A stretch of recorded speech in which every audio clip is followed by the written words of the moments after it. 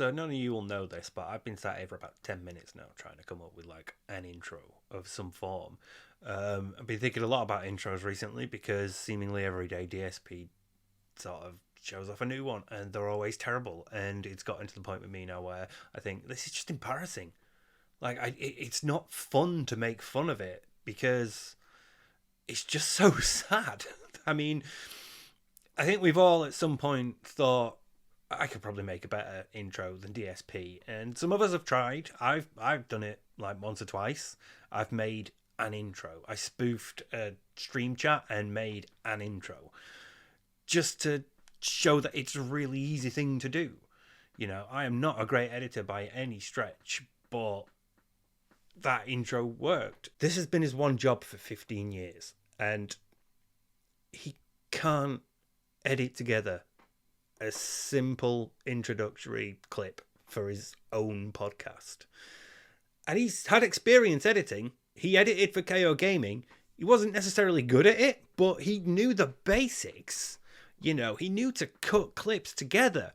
He tried a few transitions here and there. He had text on screen. He even had a voice. He even had a KO Gaming voice that started with a mouth like that, smack of the mouth before he started speaking. Big ups to ALT and Atlas for that one. That was a very funny stream. And it's like, oh, why are you this bad at it? And so I've not really got an intro for this one, but it's mainly because I don't remember this one. And so I have to explain that instead. It was a couple of days ago. Bob Starsky asked on Twitter if anybody had a clean version of Phil doing the "Do you operate a household" thing, which is, I'm guessing it had the intro that had Slim Darksy thing going on and was removed for copyright reasons. So either way, he couldn't find it, and so he was looking for it, and I thought, I do have it. So, Eternal, let me ask you a question. Are you married? Do you operate a household? Because I've used it before. I knew I'd used it in a video, but I couldn't remember which one. So I went to look through my video folders, and I found this folder that I didn't remember creating, and I couldn't recall the rant that it's based on. In there was my recorded footage and an Aquatil video. So this is from, because Aquatil had the date on it, which was July the 3rd. And so I recorded this on July the 4th, according to the image creation image, according to the file properties.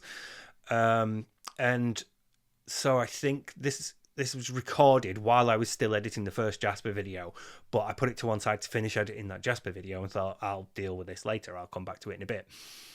And then after I uploaded that first Jasper video, Phil responded quite quickly to it. So I felt like I had to get a response to that out quickly. But around that time, my leg had gone and I'd needed to go to A&E, and so I knew that, you know, I was going into hospital soon. So I rushed to get that one done, and like this just completely got swept to one side. I've obviously like forgotten about it in the rush to get that one done and get ready for hospital.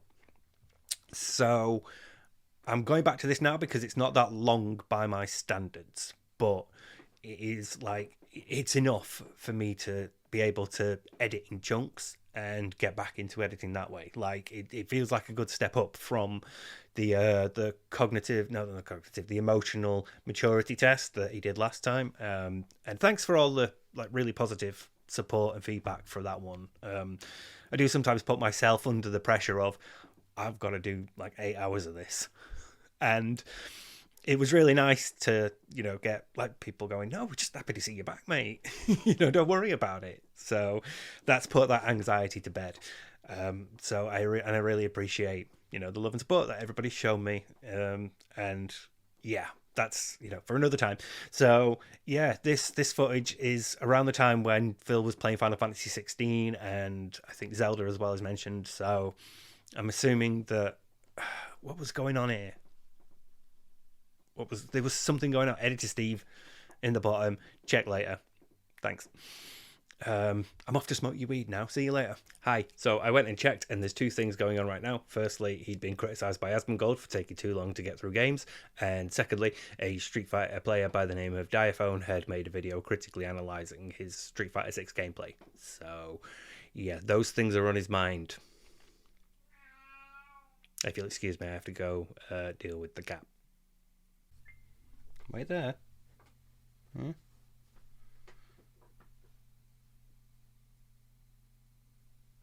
There's no room on here, I'm afraid. So, 3, 2, 1. No, there's no room. There's no room on here.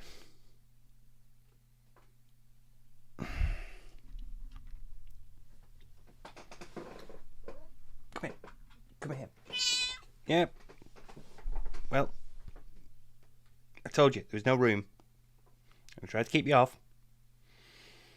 You didn't listen. Right, I'm going to move that over there then. You can sit in that little bit. You good? So, currently working on a couple of videos about Phil's back, his attitude towards sex, and I've still got to do that EvilAJ stuff, which I might actually be able to get like out on the year anniversary. But people messaged me about this from last night. I fell asleep and I've missed it, so this is an unrecorded segment that I'm pinching from Aquateal. It's called DSP Wines About Final Fantasy 16 Zelda and How He's Assmad. No one will ever be nice to him. So, I'm not sure what's going to happen. I'm not sure what's going on. I have a feeling some of it is going to come back to how he interprets relationships with his friends and his unreasonable expectations of relationships, and you know, just like a bunch of narcissism shit. So let's just get on with it. Enough buggering about with an intro. On with it.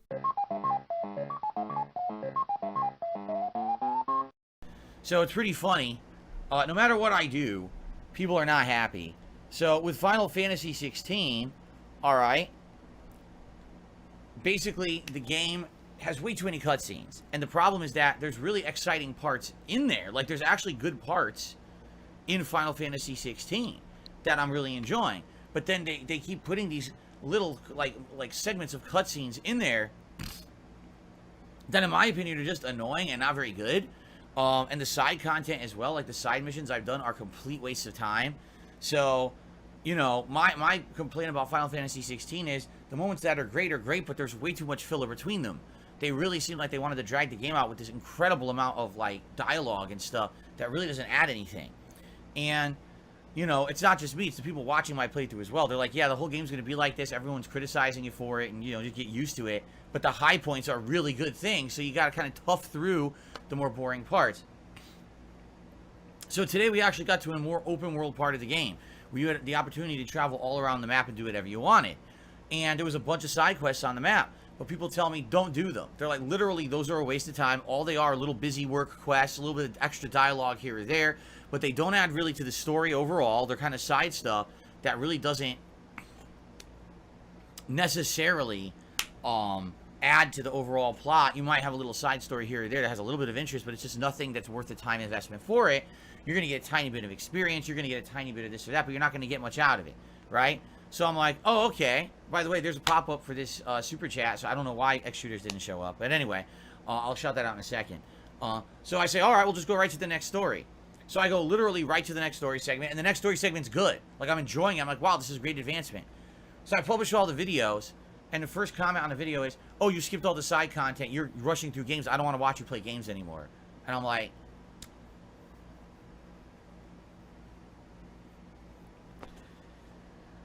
you know, so if I had took all my time with the game, oh, this game's boring, drop it because it's boring, there's too much crap. Okay, I'll skip the crap, I'll just do the story. Oh, you're skipping the whole game, don't play it anymore.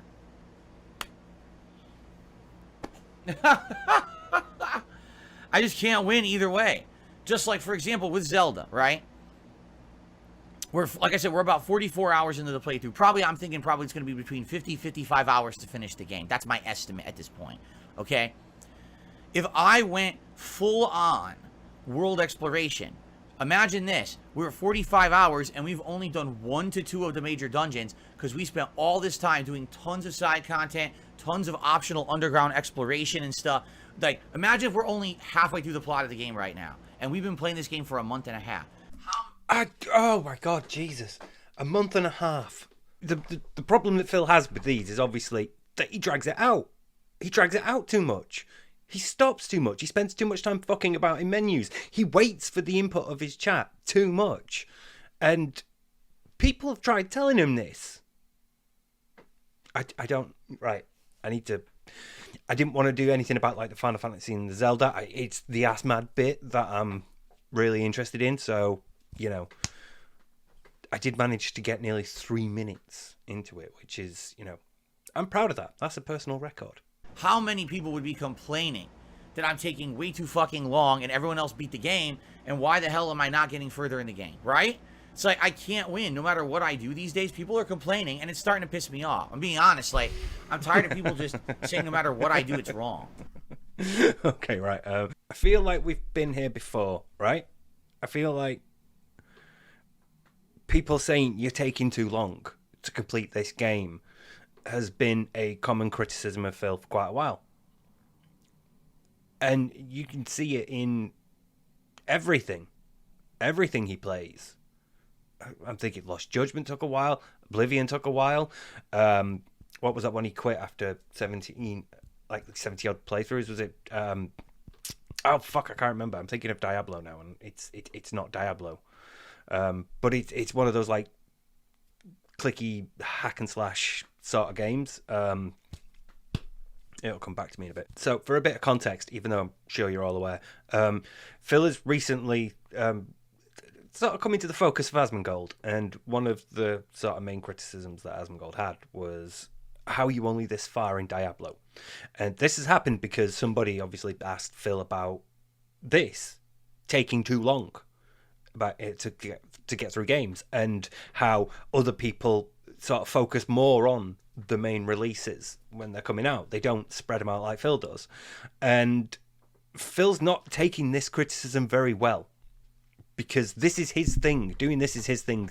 Like taking so long is the end result of him being interactive, because he keeps stopping and fucking about in menus waiting for like the opinions of his chat, or like chat to solve the puzzle for him. He doesn't like engage with the game like everybody else does. Other streamers play the game for the sake of playing the game, and the interactions come in secondary because they're playing the game first and foremost. So they're not spending ages figuring out puzzles because they're not waiting for chat to give them the answers. They're just getting on with it and doing it. So that's part of the problem.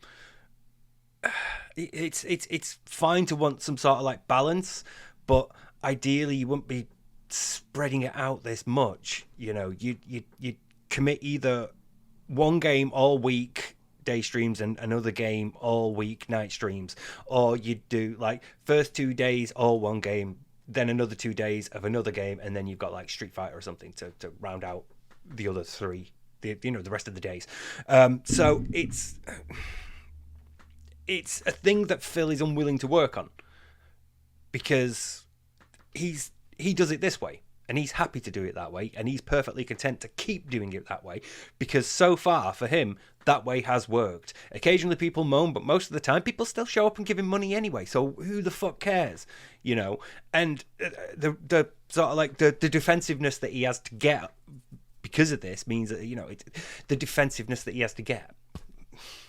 How defensive he gets is an indication that of how insecure, I guess, he is about the thing. How deeply that criticism of that thing cuts him, you know, because obviously anybody else, like upon criticism of that, would sort of like say, okay, I'll think about it. I'll think about like how I'm doing things. Maybe you're right, you know.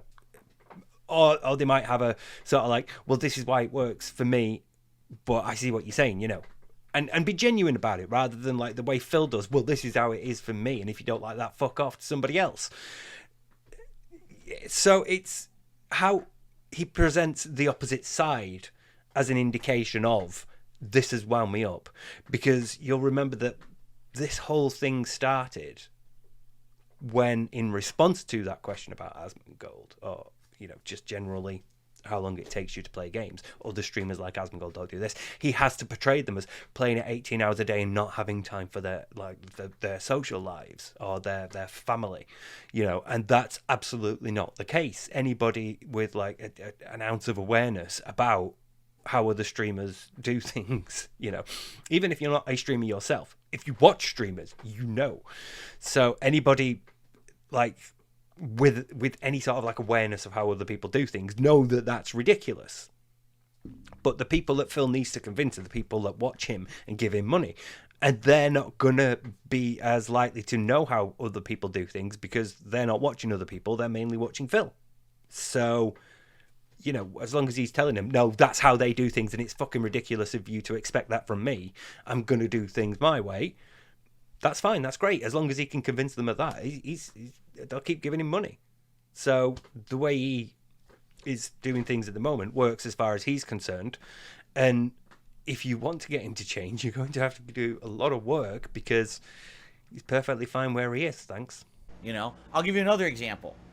So, as you know, if you watched my podcast earlier today, there was a pro Street Fighter player by the name of Diaphone, I think their name is, and they actually asked permission to analyze some of my gameplay of Street Fighter 6, and I'd given them permission, and they went ahead and did a video that they released like a day and a half, 2 days ago. All right, also a bit more context for people who might watch this in the future. Phil has currently been like really, well, I say currently, it's probably going to change in a minute, but as of like where I'm aware right now, Phil has been like quite nice about this bloke because he asked for permission. He didn't just take it like EvilAJ does. He didn't just clip it like us evil detractors do. He asked for permission, which is, you know, good of him to do that. You generally should, but it's like, you know, I at least know when I sort of like take something from like Akotil off a bit of math or Hate Army or Snort Hogan or someone, they're okay with it because I'm at least going to sort of like shout them out and acknowledge them and, you know, at least give them links. You know, I'm gonna link them in my description of my video. That's what you really should do if you're not going to directly sort of like say, hey, I'm going to take this. But I've also had like interactions with these people where it's been like, do you mind if I nick this? No, it's fine, go ahead. So I'm sort of okay with that, and people are like okay with me using this because, you know, at some points I've mentioned it and brought it up because I'm just like, hey, by the way, I used this person's footage. But also going ahead and asking them is great. That's a good thing to do. So I'm just leaving this one here because of when I do get around to that EvilAJ video. Analyzing my gameplay. It's a very insightful video. It's smart. It's well done. There's no hateful content there. See? No, Detractor came up to me and was nice. Therefore, I actually don't mind his video. That's fine. If he'd have clipped it, though, and somebody been like, hey, Phil, somebody's clipped this video and put it together, and it's like, you know, showing all your Street Fighter fails and like where you can do, I don't know why I'm doing this, sorry. And they've put together a bunch of your Street Fighter matches and shown where you can do better. He'd fucking hate it. He'd be like, well, fuck them. They're a detractor. They're taking stuff out of context and they don't know what they're talking about. And none of them were 4th place at EVO. None of them have ever been the top ranked American Super Turbo player. I know what I'm talking about. They don't know shit. Fuck them. He would have absolutely been like that if this person had just clipped the footage. But because they came and said to him, hey, Phil, I would like to do this. Could I please use your footage? They were supplicant to him. He said, yeah, sure. I wonder if that's because he didn't know whether he's like allowed to do this anymore, whether he's allowed to sort of like say no, you know? Or whether it was a case of like, you know, well, if I say no, they'll take it anyway, so I might as well say yeah. Or whether he sort of thought, well, maybe they, you know, they're actually genuine and they do want to sort of like show my footage in this way. I wonder what led him to say yeah. Maybe he saw like the opportunity of, okay, I could look good here. You know, if somebody's going to use my footage in a non-detractor manner, I might be okay. Because this is all like sort of like, again, the June the King stuff's going on in the background right now, so I'm not entirely sure. I thought he might be a bit sort of traumatized after side scrollers and would therefore be more reluctant to give people like footage and interaction with it. But I guess, you know, I was wrong about that, and he's actually a bit more willing to let people sort of do things as long as they're not detractory. So, not that he could stop detractors, but you know. I mean, like I said, if this was like if he'd just taken the footage and somebody got back to him, hey Phil, somebody's done this video about it, there's no way he'd be like, oh, it's like very good, it was very insightful, it was meaningful content, you know. It's just them saying what I'm doing right and what I'm doing wrong. I learned from the video as well as everyone else watching, okay? Now, I didn't even know that the video had existed until you guys told me about it. So last night I... See? There you go again. Didn't know the video existed until he's informed by his flying monkeys that, hey, the video's up. So... Although, how does he not know the video existed if he said yeah to somebody, like, asking to use footage for the video? If some guy came to him and said, Phil, can I use your footage for this? How did he not know that that video existed? I guess he just means published, I guess. Although it's Phil, he's probably just, like, immediately put it out of his mind because he doesn't need it anymore. It's not relevant to him the moment the guy said, can I use your footage? And he goes, yeah, whatever. And then forgets about it for a bit. I don't know. So last night I watched it, and I actually left a nice comment on there telling him I really liked the video. I think you did a great job, and you ever want to, analyze my stuff further, I'm game. I give you my blessing to do it. That's nice of you to do this. It's a nice thing. Oh, there you go. There you go. It's a nice thing. It's a nice thing you did for me. Thank you. We all know how narcissists love nice things being done for them. All the comments on the video are from completely brain-dead idiots. I suppose somebody told me that Hey Army's video has, like, the comments from it. I've not seen the comments on that. I would imagine, a lot of it's critical of Phil. Because it's, it's Phil. So I would imagine that the majority of those comments are coming from detractors or detractors that play fighting games. They'll be coming from people who are, like, either critical of how Phil's been playing or how Phil's just sort of, like, conducting his business in general during these Street Fighter streams. I'm not even kidding. Okay, I take that back. The vast majority are. It's all my haters. They all went over there because it's a video about DSP. Oh, you see? Well, DSP is going to hate this video. He's going to say that this guy stole his content and is doing nothing but, saying bad things about him. See, I just fucking said that. I just fucking said that. like, Phil, this is what happens when you're a prick to people. They remember it. They tell other people, hey, this guy's a prick. This is what he behaves like. So when you're as predictable as you are and your behavior can be summed up in a bingo game, stuff like this happens. Now, first of all, the video has nothing negative in it. How could I even say that? Plus, when have I done that? Right?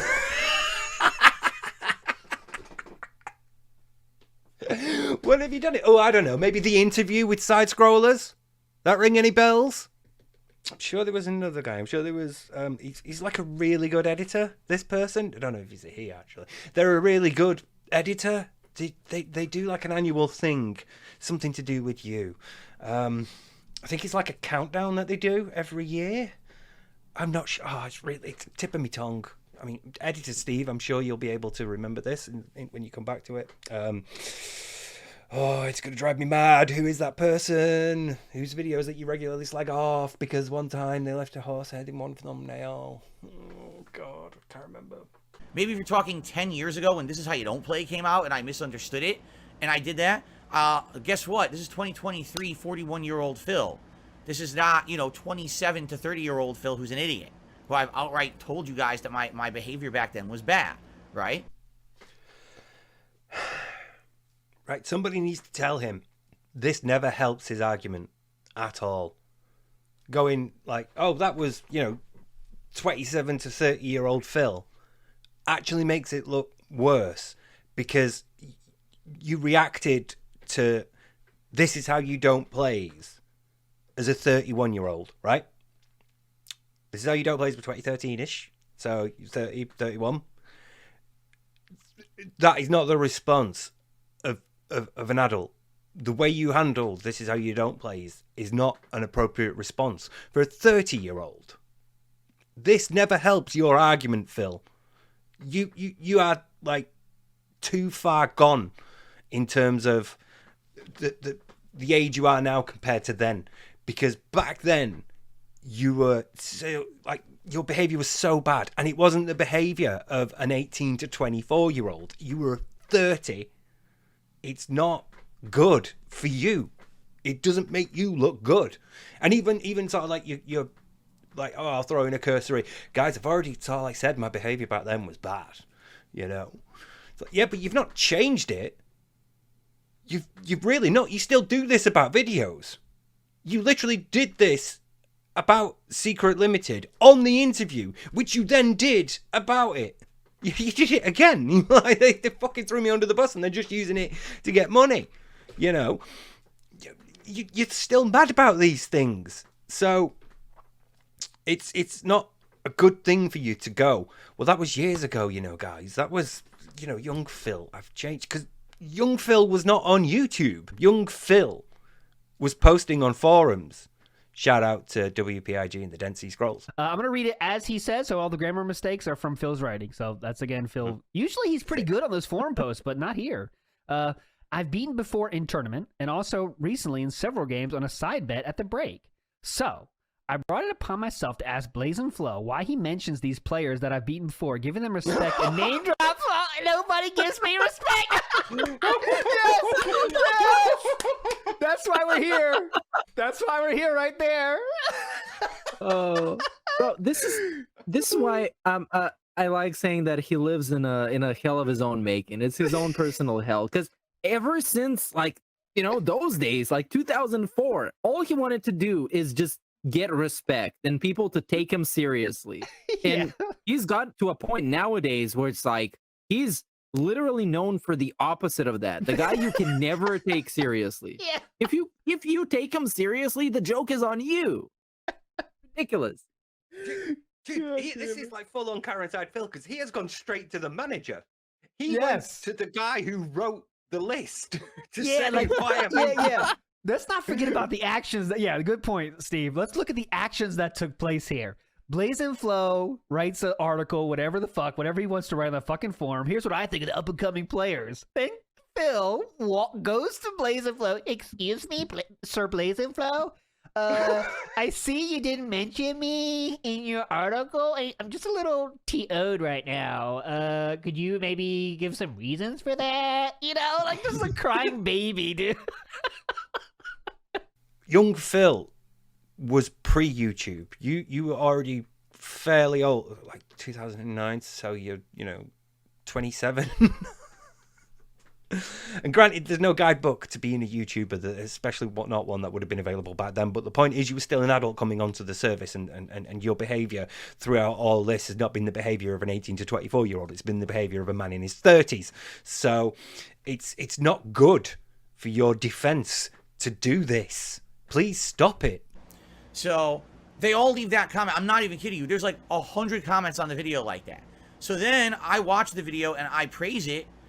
Oh, now they post up, oh, you see, Phil did this just because now he's trying to get clout in the Street Fighter community. He's trying to be nice with this pro player. So it's just his evil plan to do this. It's like, wait a minute. So if I hated the video and said it's a piece of crap, how dare you do this?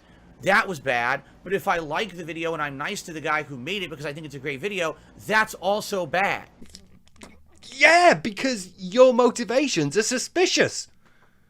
You never behave in a manner that is normal for people in the same situation. You always have profit in mind. You view relationships transactionally. You always think, what can I get out of this? And your behavior reflects that. Even when picking a fucking interview, you picked someone that you thought would be a soft touch. You did that because you wanted to put your image out there and not have the image of you that's actually out there be realistic. You wanted to show like a better side of yourself that don't exist, so that you could trick people into coming and giving you more money. Your motives are money. That's it. So people are suspicious of you when you are like, hey, this is really good, thanks for doing this, I'm really happy with it. You cannot be trusted, and your behavior is across like the whole of your career is evidence for that. This is the end result of all your behavior over the years, that people do not trust you because time and time again you've been shown to act in an untrustworthy manner. You do not have the same motivations as other people. You have profit as a motivation. And for all your criticisms of people like Keemstar and Wings and Boogie for only wanting the money, you are not one to talk, because they can at least still see a human being on the other side. They can still at least see like, hey, let's both make money, You just want money. When other people get attention, it winds you up. You get jealous really easily. Once again, I'm thinking of that Anthem, I think, the multiplayer game, the last one he did. But still, point is, anytime anybody gets anything that Phil's not getting or that Phil wants, he's mad. Because he's that sort of person. He's greedy. He wants things to be given to him. He wants money. He wants attention. He wants people to be nice to him. He doesn't want like actual genuine human relationships. He doesn't want to build up. Well, he wants them. He's not capable of establishing and building them because he's always putting profit as a motive. So he never thinks like, yeah, this guy seems cool, I'll work with him, you know. Like when I'm just thinking of like when I joined TBS, and it wasn't a case of me thinking, yeah, I can make money off these guys, it's going to be great. It was me thinking, holy shit, these people are cool and they want me to work with them. Fuck yeah, you know, because I just wanted to work with them. I didn't care about money. Money wasn't even a thought. It's the same with Scott. Scott was like, let's talk psychology and shit for a bit. And I want you to talk psychology, but I was like, fuck yes, I will talk about shit. You know, if you give me a platform to talk about shit, I will fucking take it. So it's never like money isn't a profit. Money and profit aren't like motivations for me. And just like I would imagine they're not motivations for the vast majority of people watching this. But for Phil, time and time again, his behavior has shown that his benefit is the primary motive. So he can't be trusted. So when he is praising something, it's suspicious. This is the end result of your behavior, Phil. This is what you get. This is your legacy right here. So literally my existence, no matter how I react to anything, no matter what I do, how I play a game, how I respond to anything on planet Earth, is wrong to those people. See, once again, he has to over-exaggerate everything. It's not your entire existence that's wrong. It's your behavior. You know? Literally everything I do is wrong. No, we have specifics. We are specific about our objections. People are specific about the things they find disagreeable with you. People are specific about the problems they have with you. We can be as specific as you need us to be. The problem is you don't like that because it's actual genuine criticism that cuts to the heart of the issues that you have. So you have to distort it. You have to paint it as over the top. It's exaggerated. It's like me getting my hands caught in this wire. It's completely out of proportion to the actual reality of the situation he's in. You get criticized because the things you do warrant criticism. And you don't listen. You don't fucking listen. So you are only ever going to continue being criticized because you're not listening to the criticism and taking it on board and changing as a result of it. You're just going to keep going and getting criticized. And of course to you, it's going to feel like everything that you do is wrong because you're just constantly being criticized for it. Whereas if you actually changed your behavior, if you actually listened and thought, actually, they're right about that. Yeah. Or if you actually considered how might doing that help me, you know, or what does the fact that they keep bringing this up say about me? You know, then you might actually consider changing. And then when you do, you're going to get people being suspicious because this isn't like an immediate fix. You know, people are still going to be suspicious. You've got a long road ahead of you if you ever want to be like considered trustworthy again. But if you put in the work and showed continued change, we would accept that. We would acknowledge that. We would be happy for you. Not everyone. Again, detractors aren't a homogenous, singular mindset. I cannot speak for everyone. But for me personally, if I saw like actual growth in him, I would like be positive. I would congratulate him. I would encourage him to continue. But I'm not seeing any. So all there is to like highlight the problems, which he perceives as criticism. Yeah. And the problem is there's thousands of these idiots on the internet who think that. And it's driving me nuts because I'm just trying to put out fun stuff for you guys. As you know, I've tried to change to be a better person. No, you haven't. No, you have not. You absolutely have not. Sorry, but no. No. I want to see, what is his definition of being a better person? How does he think he's changed? Let me see. I'm just going to have a quick, because I can also see this being the sort of thing where I have a drink and as I've got a mouthful, he says something that makes me go, pfft. So, right, okay. So let's see how even if he explains how he thinks he's changed. Never mind how. Let's see if he explains how he's changed.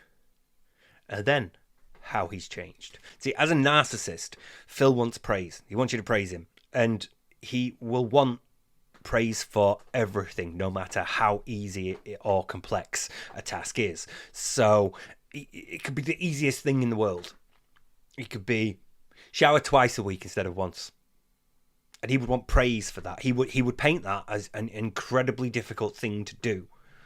That's why every time somebody says, you know, have you ever thought about doing this or doing that? You know, like, how about getting somebody in to fix your leaky thing? Or have you ever thought about repairing something? It's like, Do you operate a household?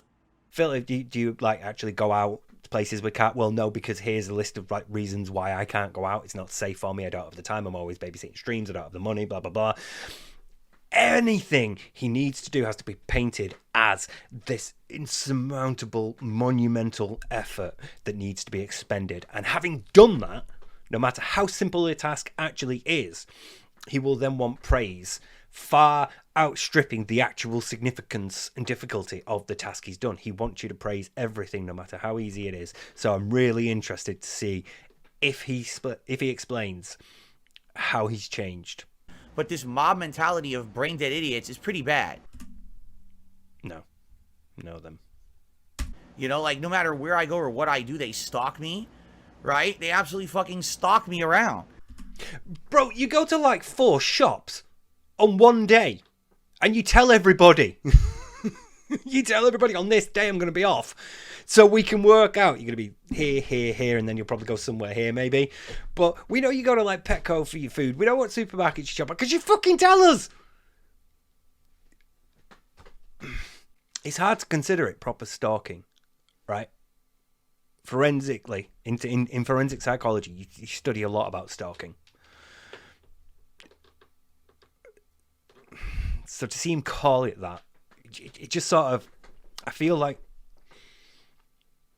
it sort of devalues what actual victims of stalking go through.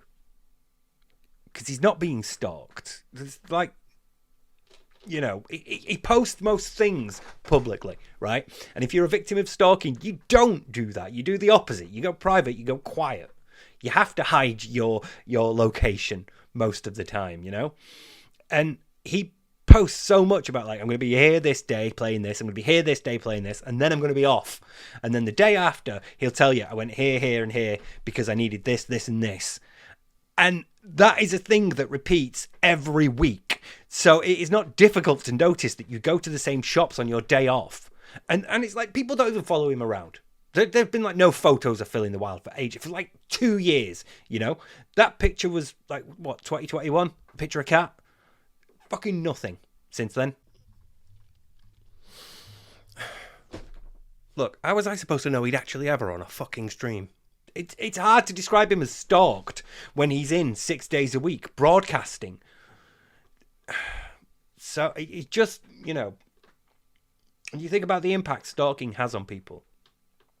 And you think about the number of men who do it to their partner. Women do it to men. Not to say that women don't do it to men or other women. They do.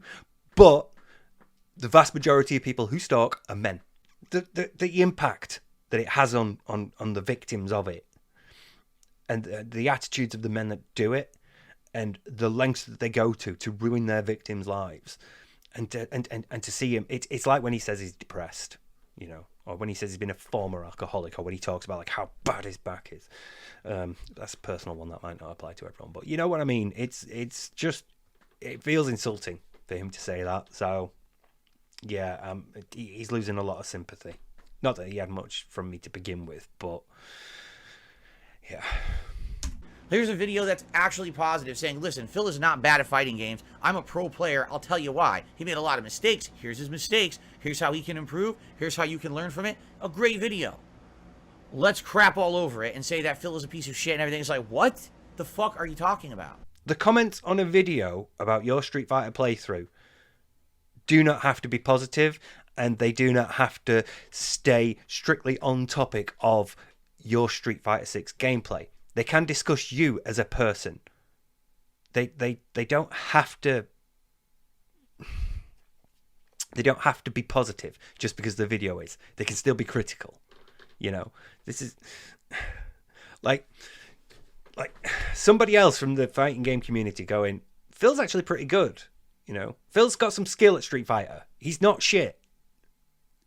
Doesn't make you a good person. It doesn't invalidate you from criticism on that video. You know, like we had Jaha. I say we. It was before I joined, but Jaha was on that being said, and even he said Phil's got skill at Street Fighter. You know, people do acknowledge this within the Detractor community, that you had skill. And again, it's like, if you'd have stuck with it and persisted, there's the difference. There's the problem right there. There's the problem. You didn't persist, and you'll admit this. You'll admit this. You don't have the time to be like a pro player anymore, you know, and that's fine. Those skills decay over time, but you did still play it regularly. You still played it weekly for quite a while, and you know, it's your problems are the result of you and your attitude towards the game and learning, not your skill level or your personality. You know, your skill level doesn't mean you're a good person. And it also doesn't mean that you're willing to learn a new game.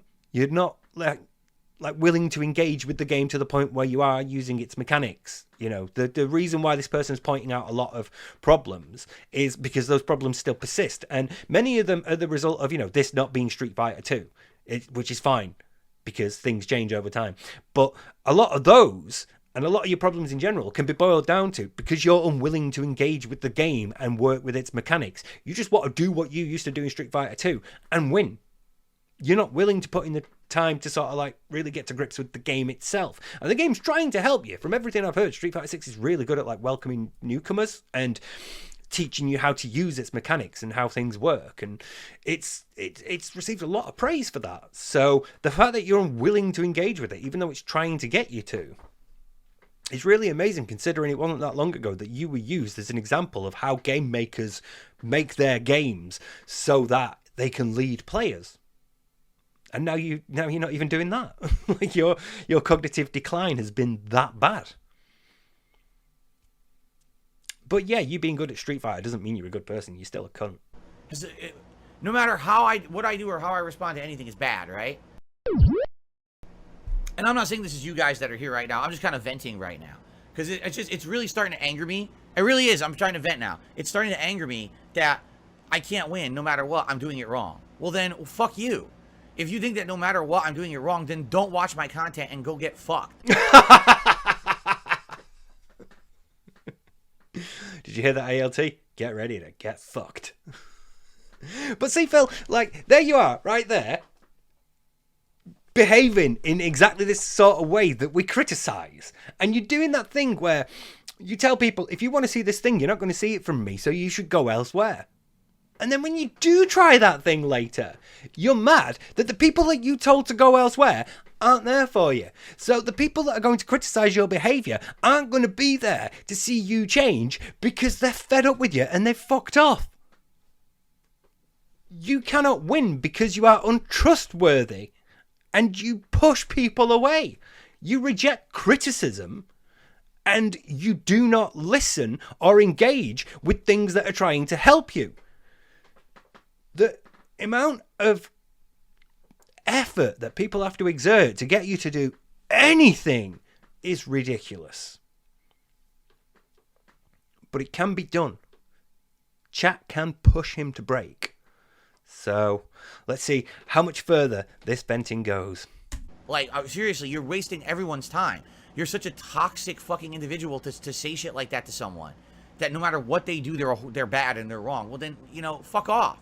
Go do something else with your life. But that's the problem. There's become this viral group of people. There's like tens of thousands of them. They watch all the hater content. They watch the restreams. They go to any positive video about me. They crap in the comments. They're just sick. Just sick. Just sick. I'm suddenly aware that I'm saying that in front of this and how this looks. But still, do you not see it, Phil? Do you not see it right there in front of you? Right there. You just said, we're just sick. Right? How are we supposed to believe you when you say you've changed? If you're like that about anything critical. And you need to be accepting criticism if you want to change. If you want to show change, you have to take criticism on board and adapt it into your routine.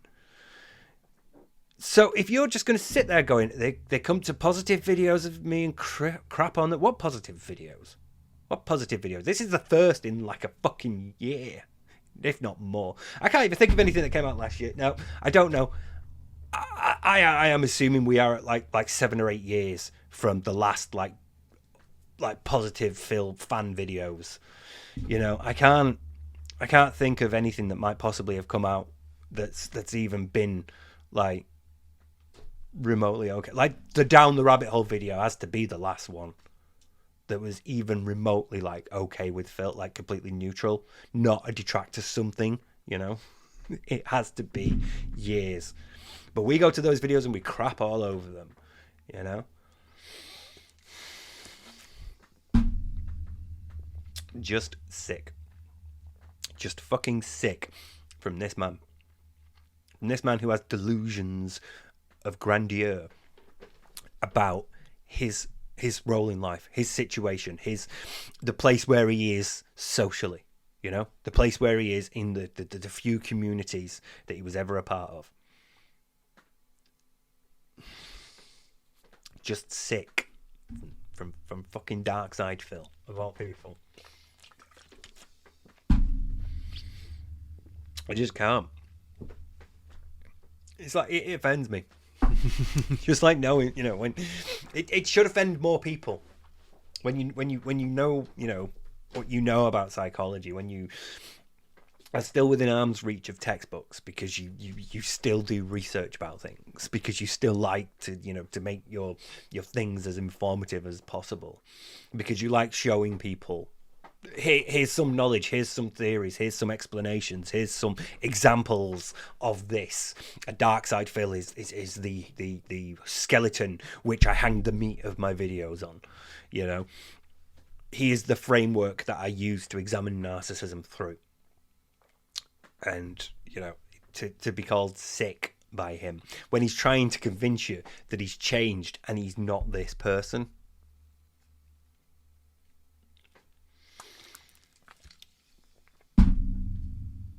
These are sick fucks.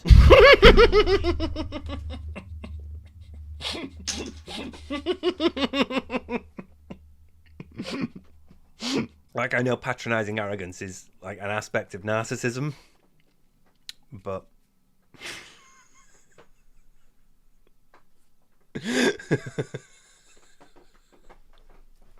oh, that one caught me by surprise. I thought he was like, these are sick, and then he would move on.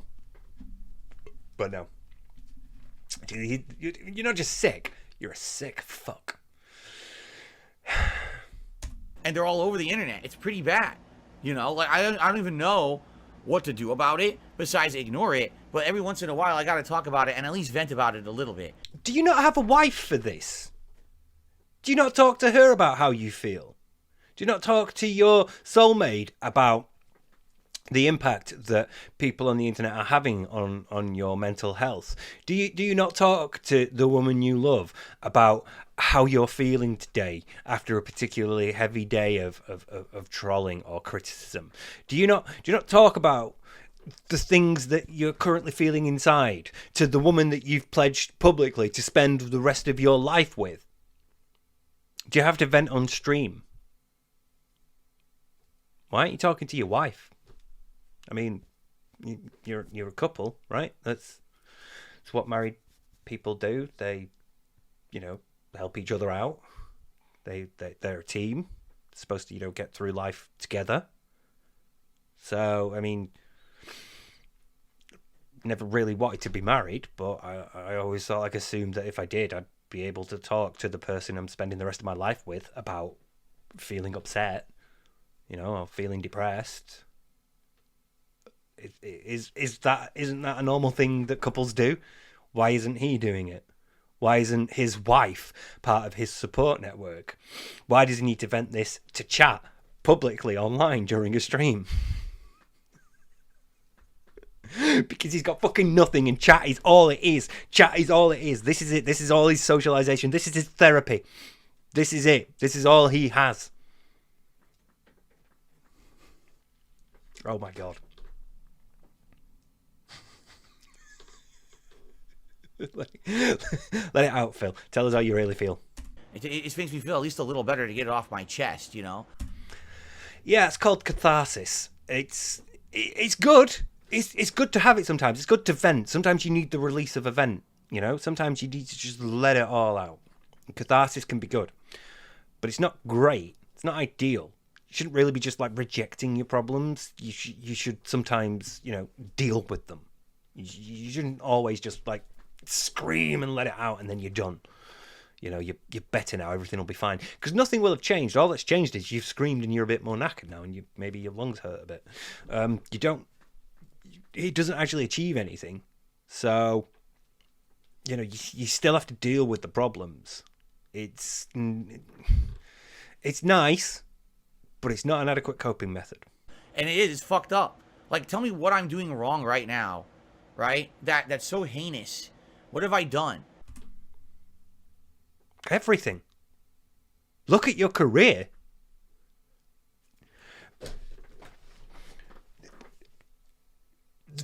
This is all we do, right? Us as detractors, we laugh at Phil, yeah? We're laughing at what's wrong. We're laughing at what makes him, him. We're laughing at the things he does, right? That's it, Phil. Anything you need to know about what you're doing wrong, you need to listen to detractors. Said this a million times. The worst thing for you is your chat, because they enable this.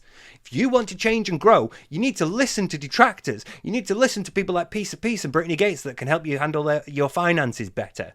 You need to listen to people that will, like Fantastic Mr. Sam, who will show you how to have better presentation of your product. You need to listen to us.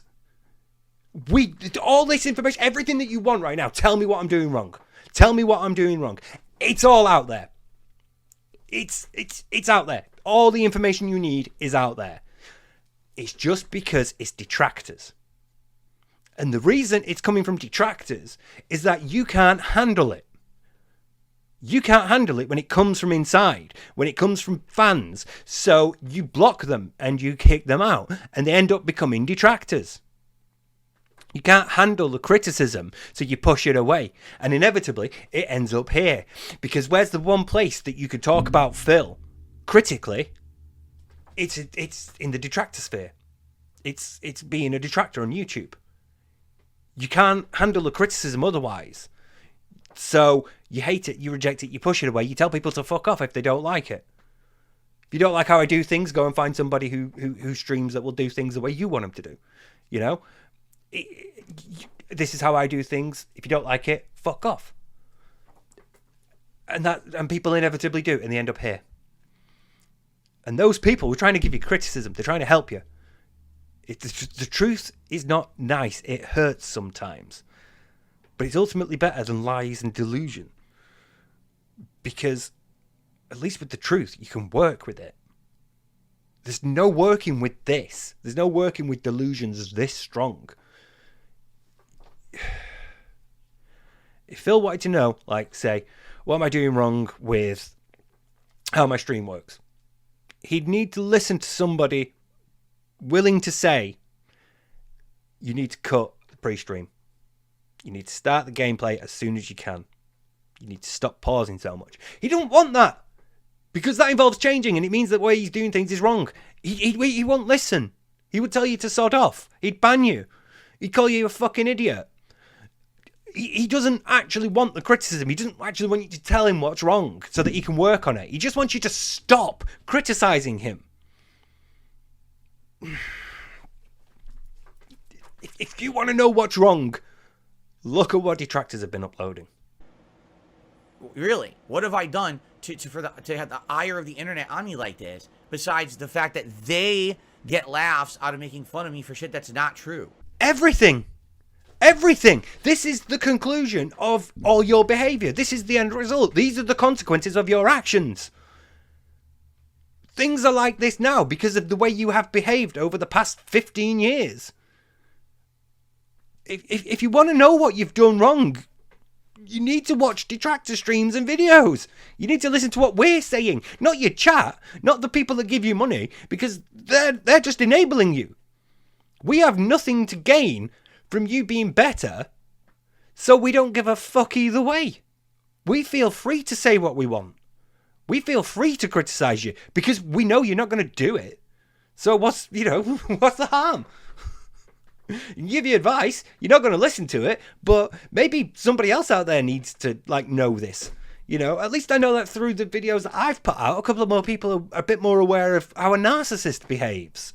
So I've at least helped someone. You don't want this, though. You don't actually want help. You just want people to stop being mad at you. And you're fed up with the fact that people still criticize you. Because you're still doing things that are worth criticizing, Phil. You've not changed. And people are in this position now because you haven't changed for so long. I've adopted direct capture. I'm now a streamer. I now have more interaction with my audience. I've got some likes and some RBI. Not changing. That doesn't count. That's not what we mean when we say change. We mean actual growth in you as a person, and we've seen none of that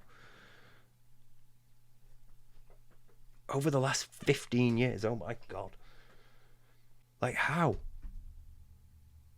Like how do you not, as a person, over 15 years?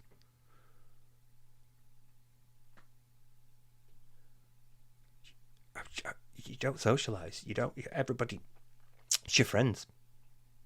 You change over time because you're getting social feedback. Your friends tell you things. Your friends inform your behaviors. Your family informs your behaviors. Your co-workers, the people that you'll meet along the way, inform your behaviors. I don't just want to keep coming back to that, but it just feels like a core issue. It feels like it's a keystone thing, like it is critical to understanding so much about him. It just feels like that. There's a lot in his childhood you can go into, and there's a lot in there that will have affected his behavior to the present day, but the lack of socializing just feels like one of those things that so many issues can be traced back to. Why don't you socialize, right? Why don't you like having friends? I feel like I would expect my friends to tell me when I'm fucking up. That's what it is. Because I trust my friends. They're my friends. So I feel like if it's my friends that are telling, some random knob on the internet saying, your behaviour's like this, it is fucking whatever. It's fine. You can write that. You're not going to please everybody. Somebody out there will hate you regardless. So, don't stress about it. But your friends are different. Because if, dude, your behavior makes you look like a dickhead comes from a friend, you're going to listen and you're going to reflect on it. But you can't take that. Look at how the John and Rambo thing went down. Look at all that. They tried to tell him. Rambo told him multiple times and he still didn't get it. He don't want to hear it. He doesn't ever want to hear it. That's why no one's nice to you, because you don't want to hear it when we're not. So why bother being nice to you? You're just going to turn like that when we actually say, okay, right, but seriously though, why bother? Because that was the thing. The day that video came out, everyone crapped on it. Oh, you see, Phil's just going to be a piece of shit and he's not going to listen to advice and he's going to crap on this video. So then the opposite happens. Oh, you see, well, that's because he wants to ride the coattails of the fighting game community and get like, wait, what? I haven't seen all the comments, but I'm going to assume that most of them are not actually like that. Because once again, we're being given information through the filter of an unreliable narrative. So I'm going to assume that, yeah, there are comments like oh, fuck Phil, he's shit and all. There's going to be things like that. But I do actually, a lot of the comments are going to be about the video itself, about either the content of it or the way it's presented. You know, they're going, oh, nice editing job, mate, well done. Or, you know, it's like, oh yeah, that moment there, that's really good. Or, you know, oh wow, I didn't know that you could do that in this situation. There's going to be like a mixture of comments. It's not all going to be like this. It's not all going to be, fuck Phil, he's going to hate on your video, or fuck Phil, he just wants clout. You know, there's going to be those comments. But he's fixating on them and blowing them out of proportion because he needs to. It makes us look bad. It satisfies his point. It's supporting evidence for his point.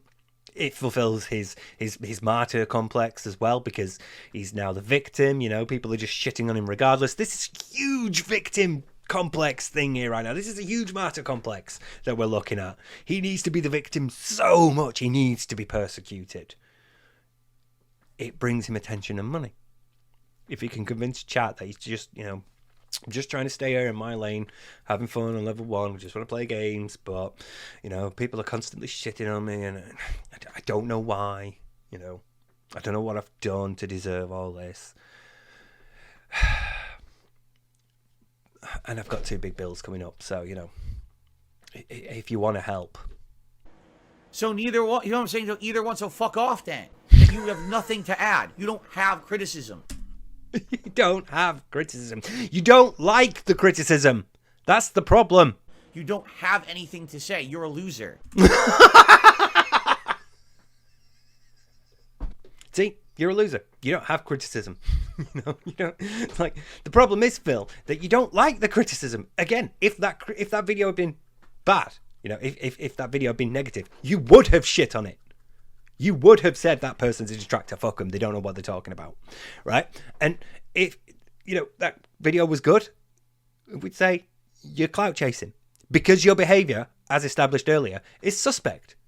Your motives are suspicious to us because they are usually informed by the desire for profit. So we would expect that to be your motive. We would expect that to be what you were doing. You can't take the criticism either way. They're both valid, but you don't like that they're valid. So you have to just tell you to fuck off. All you do is crap on me no matter what, so your argument is invalid. It's completely invalid. Why? See, you can't take it. You have to portray it as crapping on me, right? You can't accept the criticism.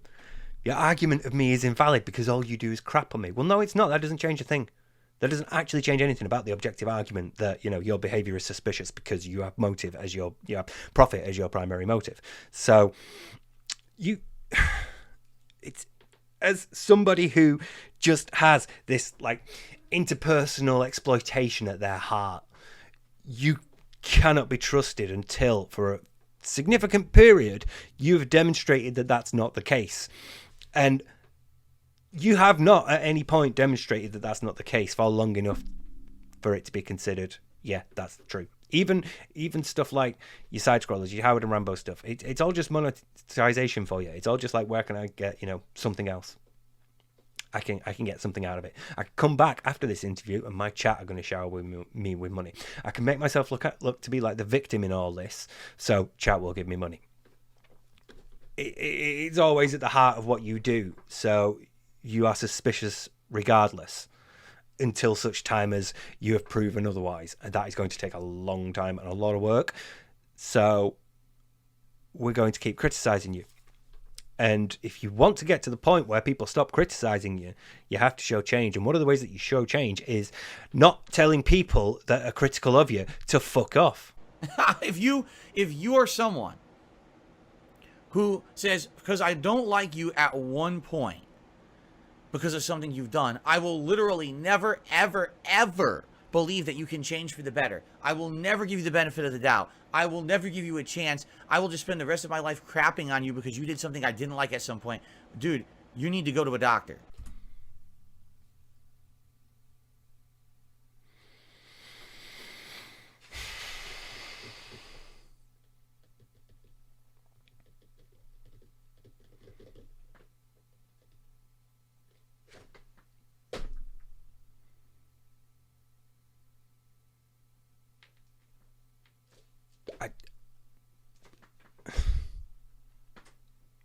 I don't know. I'm out. I don't know what to say.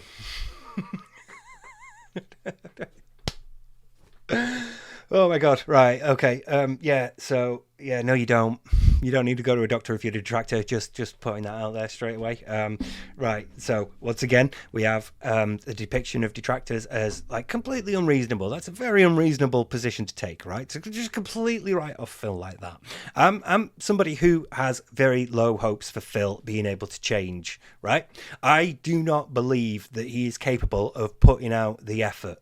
I believe that he has the capacity to do it. Now, there's a very significant difference here, because the capacity to do something does not mean that you're automatically going to do it. It just means that you can do it.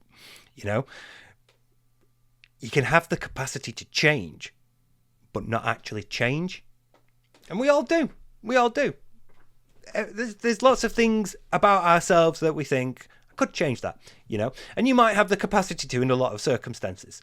You might think, I would like to lose a little bit of weight, so you might start running, you might start going to the gym. You have the capacity to do that. It doesn't necessarily mean that you're going to do that, though. It doesn't mean that you're going to do that for long enough for that change to happen. It just means you think about it sometimes. Maybe, I don't know. You might be somebody who smokes, and you might think, I want to stop smoking. You have the capacity to do that, because all you have to do is not smoke, which is simple, right? But you might not want to do that because for whatever reason you enjoy smoking. Might bring you a bit of relief, might relax you, might calm you down, might be, you know, you break from all the stress and strain of work. You go out and have a nice cigarette and a smoke and calm down. There are many ways that we could have the capacity to change and not actually indulge that. But personally, I am somebody who believes that Phil has the capacity to change in most of the circumstances where people criticize him and say you should change. I do not think that Phil is willing to do that, though, because his behavior over the last 15 years has shown to me that he is not that sort of person. That is not the sort of detractor that Phil has just portrayed. And I might be sort of like intellectualizing things, and maybe it isn't this deep, but I think very few detractors are completely like that. And I think that most of us are in a position where we think that if Phil did change and he became a better person and he started changing streams and, you know, he's much more nicer and affable and all that, we'd probably just wander off. You know, there'd be nothing here for us anymore, because the things that we're here for are the things that we're critical of him for. We're here to watch all of this. This is exactly the sort of thing that we're here for. And he's giving it to us. But we're not the sort of detractor that he's just portrayed. Very few of us are. But he needs to paint us all like that for a number of reasons discussed earlier. It fills his victim narrative. It makes us look unreasonable. You know, it makes like the things that we expect from him just meaningless, because he's like, well, you were critical of me before, so fuck off. I'm not going to listen to your criticism. All those reasons, you know, brings him attention and admiration from chat. All that stuff. It's all in this. So, like, seriously, just go straight right into a fucking, like, you know, psychiatrist's office right now. Like, what the hell kind of a life do you live, right? Okay, so, once again, I don't like to make it all about me, but I'm coming from a position where, as somebody who discovered Phil in late 2014, early 2015, in the time since I've become a detractor, I went back to university and got a degree while dealing with exactly the same sort of back issue that has caused Phil so many problems. Last week, I went to see Iron Maiden.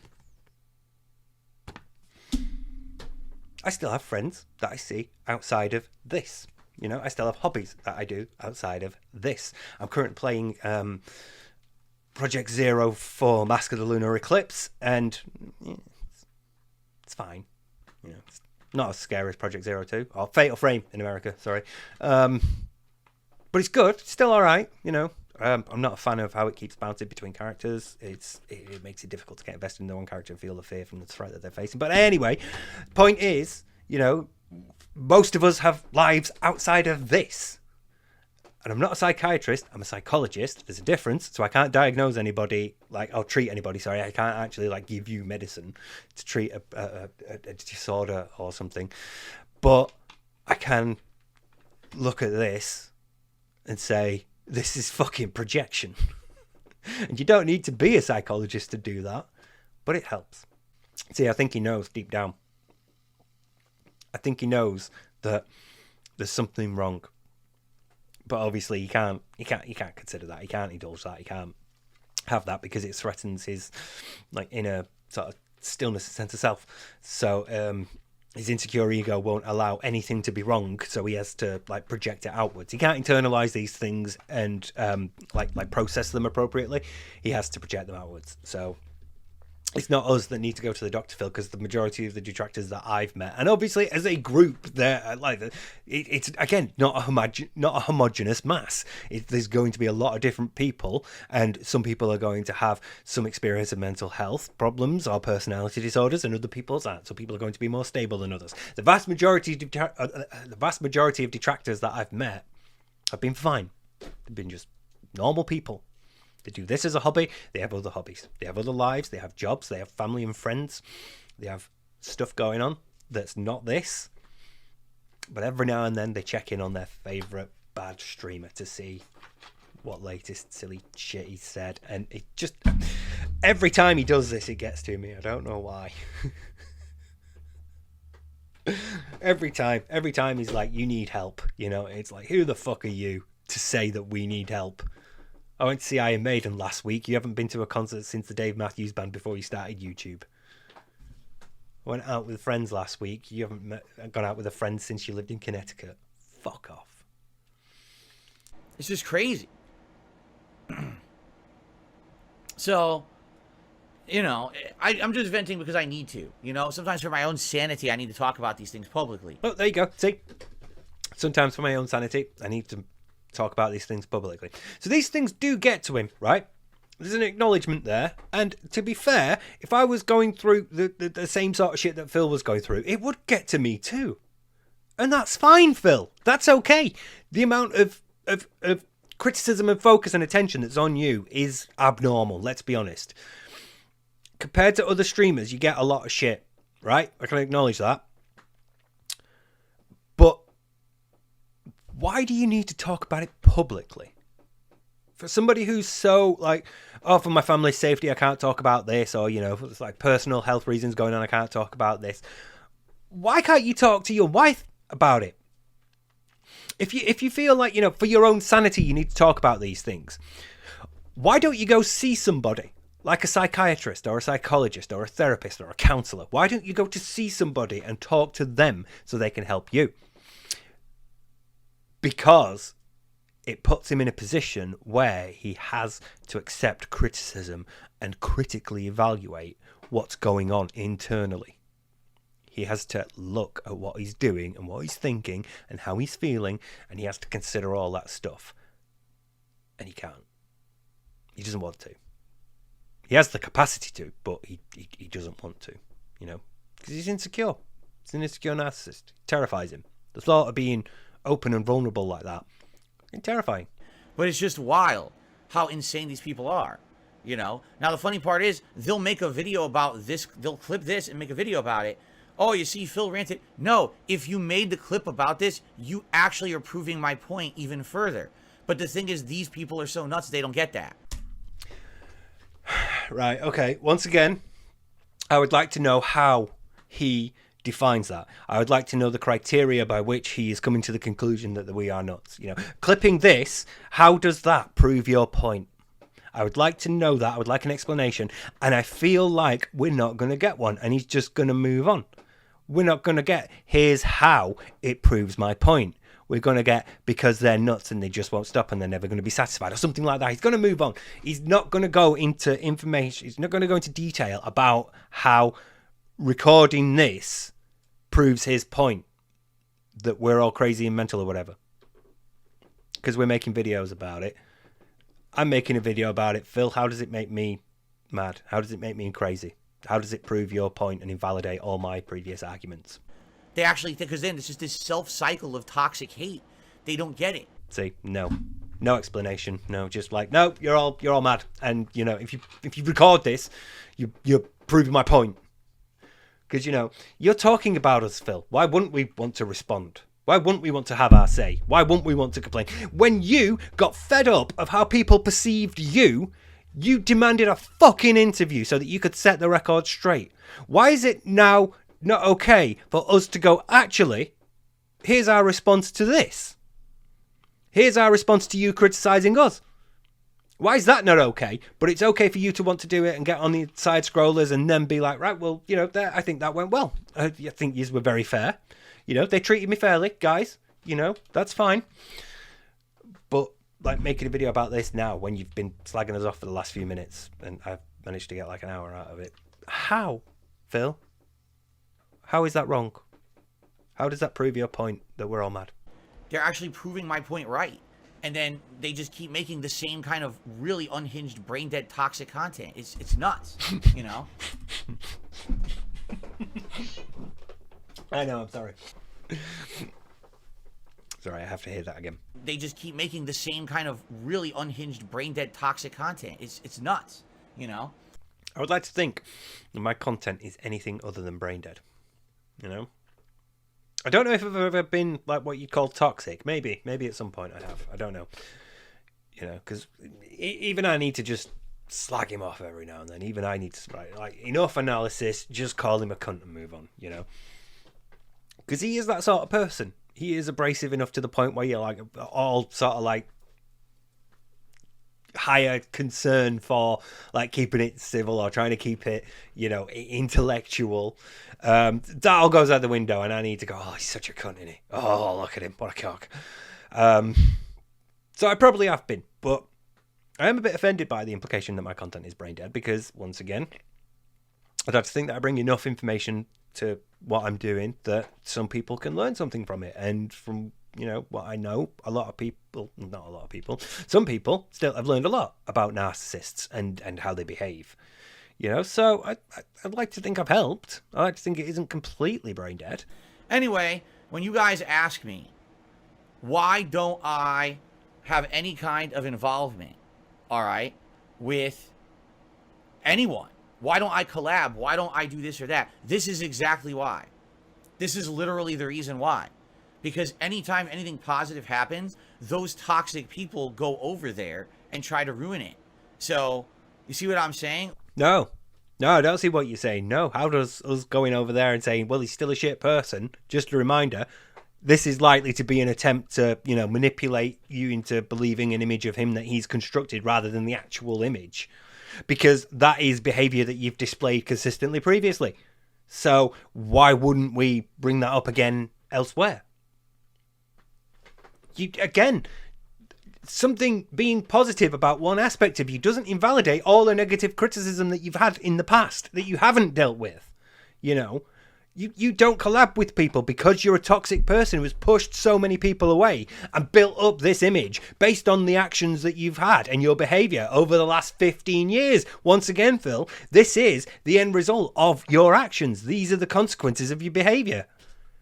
You don't collab with anybody because you are this sort of toxic person. You cannot accept criticism from now on. In fact, from fucking years and years ago, this would have happened. You will have internalized the idea that any sort of criticism that you're getting from the internet is bullshit because it's all just coming from trolls. So any actual criticism that's come along that could have possibly helped you develop and grow and be a better person and avoid all of this, you've thrown it away. You've told them to fuck off. You've leaned and banned them. It's all gone. You need to do so much more work now to rehabilitate your image and to prove to us that you actually are a decent person compared to then. If you'd have just listened then. Once again, you see this all the time. Little bit of effort back there. Nah, fuck it. I'll just behave in a way that's going to cost me more effort later on. All the time with Phil. And it's here again, criticism in the past, if it adopted direct capture earlier, if it had worked with the green screen, if it had, like, you jumped on Minecraft at the time rather than telling everybody it's a kiddie game and anybody who wants it can fuck off and watch a Minecraft streamer, you know, if it had played a bit of Smash, you know, or some Mario Kart, if it had done these things earlier, if it had played with fucking members and learned to deal with a member being, you know, funnier or popular or people talking about them, because again you are now at the point where you can't have anyone on because they'll take all the attention. If Kat came on stream now, chat would explode. It's like, oh, it's Kat, oh my god, Kat, hey Kat, how you doing, hey Kat, say this. You can't have anyone on now because you've been so toxic to the people that have been on because you don't like that they get in, like, you don't like that they get attention. You don't like that they get all the chat going, hey, wow, he's doing this. Oh, wow, look at him doing this. You can't handle it. So you can't work with people because you can't handle other people at all, really. And again, you can't do that because you've not socialized. Oh my God, it's happening again. It's coming back to that again. Fuck.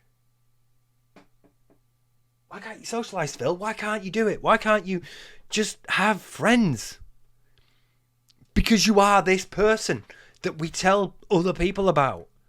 You are the person that we have to illustrate and highlight on videos that might put you in a positive light, because your behavior has led us to believe that your motives are in terms of either profiting from that person financially or putting out an image that isn't true, so that you can convince people, you can trick people and con people into coming over to your stream and giving you money.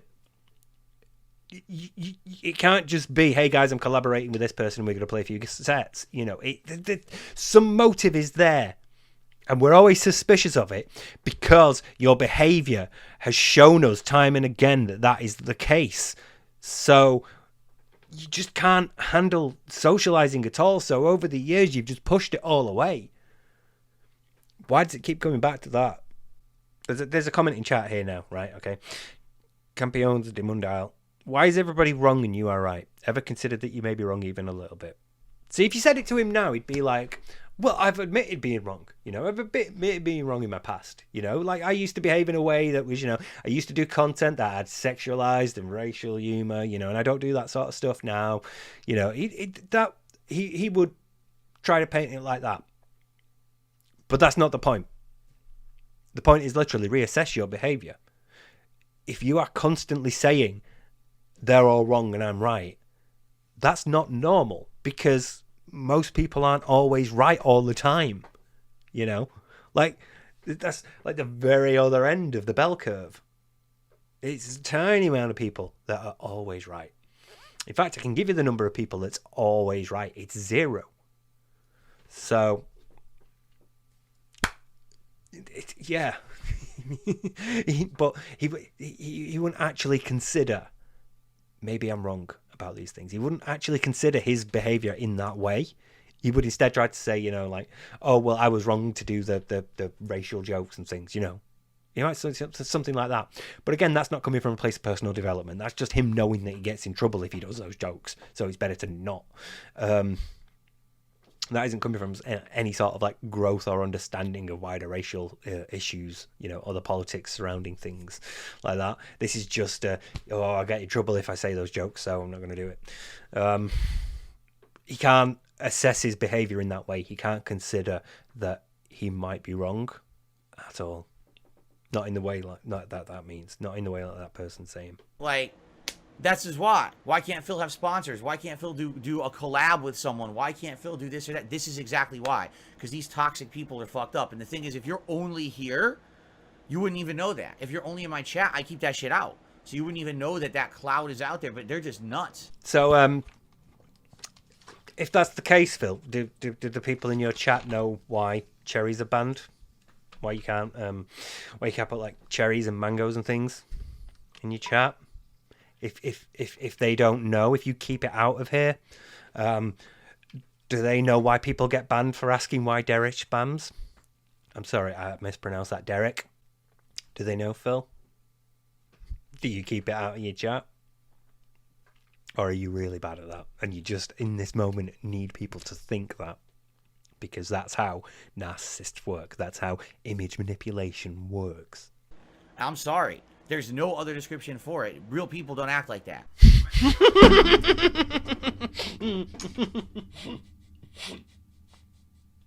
Sorry. How the fuck do you know how real people work? You do not socialize at all. During this video, I've had 2 mini breakdowns about the fact that your issues are coming back to not socializing. You have no fucking idea how normal people behave. You are abnormal. You have no idea what normal people do. Normal people do not socialize like you do. They do not say, oh, you know, I'm fine. I've got my wife, got a cat. That's all the socialization I need. You know, call me parents once a week. That's it. I'm good. I don't have the time. Do you operate a household? I don't have the time. Normal people do not operate like that. I'm sorry, but they don't. You are abnormal, Phil. You have no conception. You could not comprehend how normal. You are so far from even like an equivalent narcissist at the same age. Give us another 41-year-old narcissist. They will have a better idea of how people operate because they'll have fucking socialized to the point where they can manipulate people better than you. You have no idea how normal people socialize. Mentally sound, whole people who have lives and things going on for them don't act like that. This unhinged content, that's unhinged behavior that needs an analysis by a professional. What you hello? What do you think I've been doing? I've been analysing abnormal behaviour. I can see normal behaviour around me in the detractor sphere. We had a holiday because, like, some of us were on holiday. You know? Sam went on holiday, you know. ALT's been having fun, like with his wife's been away, so he's been like, oh great, I could do like all these things that I love doing. You know, Meerkat's been at work, you know.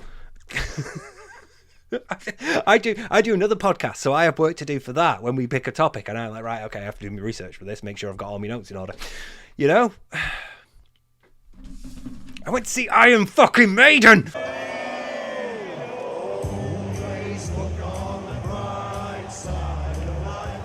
There are more normal lives in the detractor sphere than there are in his chat.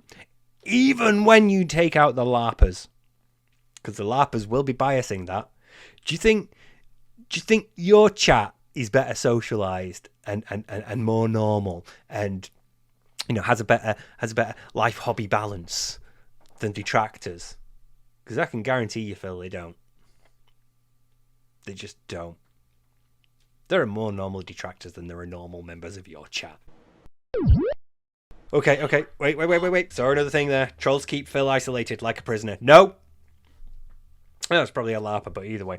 No, Phil keeps himself isolated. Chat keeps Phil isolated because they enable his behaviour. Phil keeps Phil isolated because he's the one who decides what to do with his time. Phil's the one who doesn't want to go out. Phil's the one who doesn't want to have friends. Phil's the one who wants to sit in his office all day babysitting his uploads of the fucking streams that he doesn't need to re-upload or record. Like, he could be saving himself a lot of, like, PC power and could actually stream off PCs if he wasn't also fucking recording his own stream to re-upload later, which is fucking pointless. He just wants to double dip for the money. He doesn't need to do all that. He's choosing to do all that to keep himself isolated. He doesn't need to spend all this time in his office on his fucking phone while he's not even paying attention to the fucking the description boxes. I'm sorry, I know you want to go out. I know. Phil is the one who keeps himself isolated. It's not us. We're not the ones who made Phil stay in 6 days a week and only go out to do his shopping on one day. Anyway, I got it off my chest. It is what it is. I'm not going to ever stop those people. I mean, it's the thing. Like, people say, well, do you think it'll ever go away one day? No, I actually don't. Because the more I ignore it, and the more that I've changed for the better and moved on from that shit, right? Ow! The more I ignore it, I get that. Because, you know, previously you would engage and get annoyed and be like, you know, you'd film comments and you reading critical comments and, you know, you do friend request, ridicule and all that. I get all that. So, you know, that, yeah, fair enough. The more you ignore it in a slightly different way nowadays, but either way, I'll give you that one. The more you ignore it, the worse it gets. Fine. But that. And the more that I've changed for the better and moved on from that shit. The more I've changed for the better. Again, massive X there to doubt. Citation needed. Yeah, no change, Phil. That's the problem. Again, no change. You just want people to think. You need your chat to believe that you have changed for the better. But when you step out of that bubble and you come into contact with other people, they can see that you haven't. People like Craig and Adam, they saw you for what you were.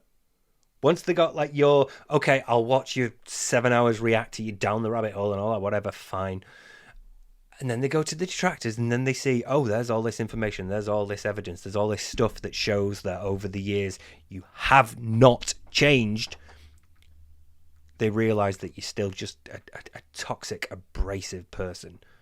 So you have to go running back because you can't handle the criticism. You can't handle people pointing out that, no, actually, you haven't changed. You haven't changed at all. They've just continued in their own toxic circles to perpetrate it further and further. And it certainly doesn't help when you have bandwagoner idiots who see opportunity to jump on the bandwagon to make money, and they milk those people and they just whip them up into a even stronger fervor over and over nothing, right? It's probably being a bit more general. I'm thinking he's like side scrollers. It's the whole monetize the hate thing. And again, they were right about that. In Phil's position, he should have leaned into it. He should have had toilet roll behind him. He should have just rolled with it, but he can't. Because, again, it means being critical of himself and recognising that thing. So, I think he's just being a bit more general. Maybe talking about, like, streamers, people making money off him, people having ads on the videos, I don't know. But, yeah. That's kind of revealing, that. So, you know, this is what I mean, but it's all fine. You know, we can just do whatever we want, make fun of people on the internet, and there's no repercussions for it. It doesn't hurt anyone, right? Yeah, of course, it doesn't hurt anyone. I'm probably wrong, but I'm just thinking off the top of my head, channels that went down recently. I could think of, you know, Dark Dave, Raw DSP, Forbidden Mask on Aquatil went down for a bit. Yeah, do you remember any? So you say that criticism doesn't hurt anybody, but I'm pretty sure a number of channels recently went down due to some false copyright strikes, Phil.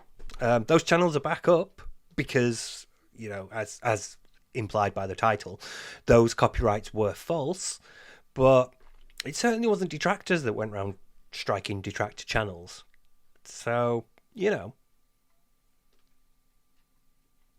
sort of throwing that one out there. But yeah, no, Phil, no, you've not been hurt. And actually, you've been quite lucky, all things considered. Compared to how other people have had it, you've been very lucky. You've gotten off lightly. You are lucky that most detractors have taken a sort of like look, don't touch policy. We don't want to touch the poop, because otherwise you could have had it a lot worse, Phil. You are fucking lucky that you've not had worse than what you've got. It only just fucking ruins entire lives when you act like that, but, you know, as long as you got paid for it, right? Okay, so I can't not hear a projector reeling in my head right now. This feels like Phil. This is 100% Phil. This is the person who would exploit his friends, and he couldn't, like, not see them as anything other than, like, monetizable. You just crawled over that and stopped that recording. Yeah, you just stopped that. You've thanks for that.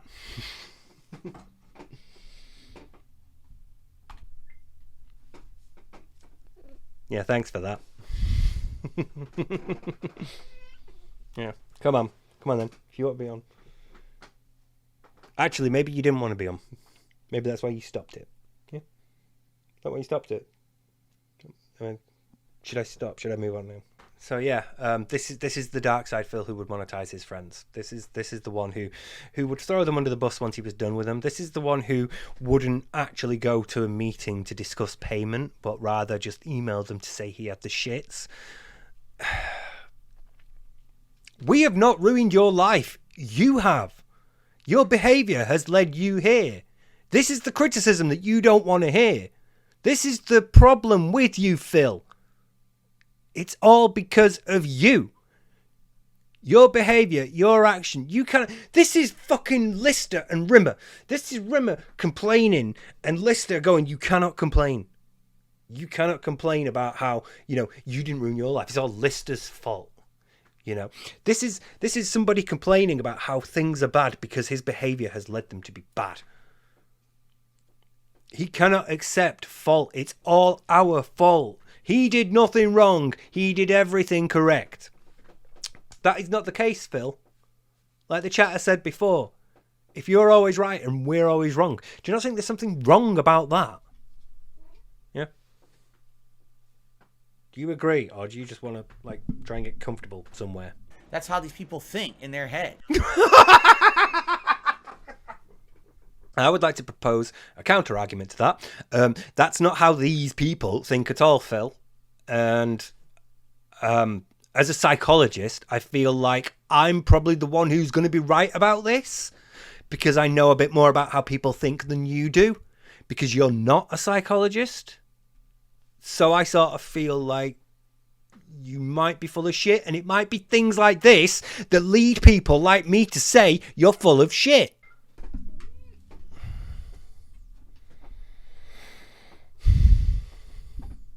Hey everyone, welcome back to the present. That's where the footage ends. I think at that point I'd taken it as a sign to go for a break, and whatever was left of the Aquateal video was not worth mentioning. I think he basically just moves on from this point. He's like, okay, well that's that, and anyway, let's move on to this. So I'll play it now. You know, the Keemstars of the internet, this is exactly how they think. I don't care. All I did was I just talked about it. No, you didn't. You riled up the hornet's nest of fucking weird people. And now they won't leave me alone no matter where I go or what I do. You know, it's pretty fucked up. But anyway, I digress. I'm done talking about that now. I got it off my chest and I'm ready to jump into Zelda. So yeah, that's that. That's what was left of the video, and obviously I intended to come back to it, and then circumstances conspired against me. So instead, what I'm going to have to do is do it now. A couple of things became apparent to me anyway while I was editing. There's a couple of points I wanted to raise, so I'm just going to throw those in here now. So first and foremost, one of the main themes throughout this was, and this occurred to me as I was editing, because I noticed like the bits that were pissing me off during that, all seem to be centered around Phil's lack of accountability.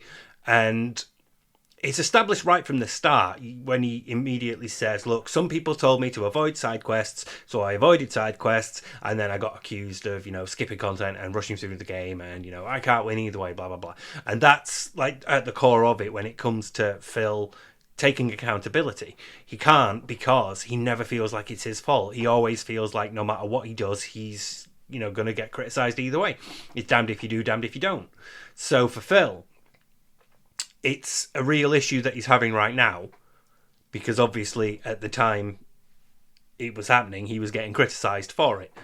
But it's also something that was happening back when he was on Alphaism Radio. But, see, this is what I get tired of. This is the problem with fucking SRK. You would not say this shit to fucking Ski Sonic if you was standing Oh, right hell no, brother. I would tell Ski Sonic to shut the fuck up to his But I face. would. Whoa! That shit. Ski Sonic. You're saying that I wouldn't. I'm telling you right now that you wouldn't. Okay. Fuck you, Ski Sonic. Okay. nigga. We'll see what happens. Because you know how I can tell? You know how I can tell? Because you sat here and stayed silent. Because, you know what? If I was arguing with fucking Ski Sonic, I'd be trying to go right over the fucking top of him. But no, you want to play this bigger man and shit, but you either play the bigger man or you won't. Every time I ever seen Phil in person, he was like, "Hey, buddy, come chill in my room and play Marvel vs. Capcom 2." Oh God! Oh God! What is this? What the fuck? Is this best episode ever? I say yes. How do we top this shit, man? Fuck. We still got Faye to get to too. We kind of forgot about Faye. She's waiting in the wings for the rest of her story. Oh my God!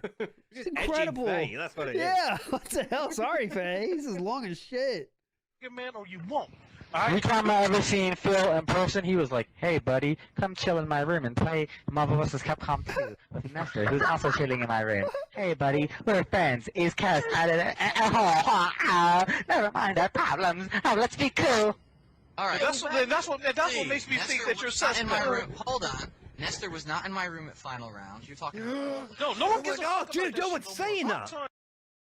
Yeah, Again, he's hold on. trying to warp the argument. He's like, oh, well, no, actually, that guy's never been in my room at this. It's like, no one's saying that. They're not saying that Damn. when you are in public, meeting face to face, you are compliant, you are supplicant, you And he bow said- down. Yeah, you heard what Become Ski Sonic said? submissive. He's like, yeah, we're friends. We're East Coast. You know he brings that out. Oh, Yeah, hey, yeah. Ski Sonic, Oh, yeah, East yeah. Coast brothers. Come up to my hotel room. East Coast, Yeah. Like tries to end any chance of friction. Is Kaz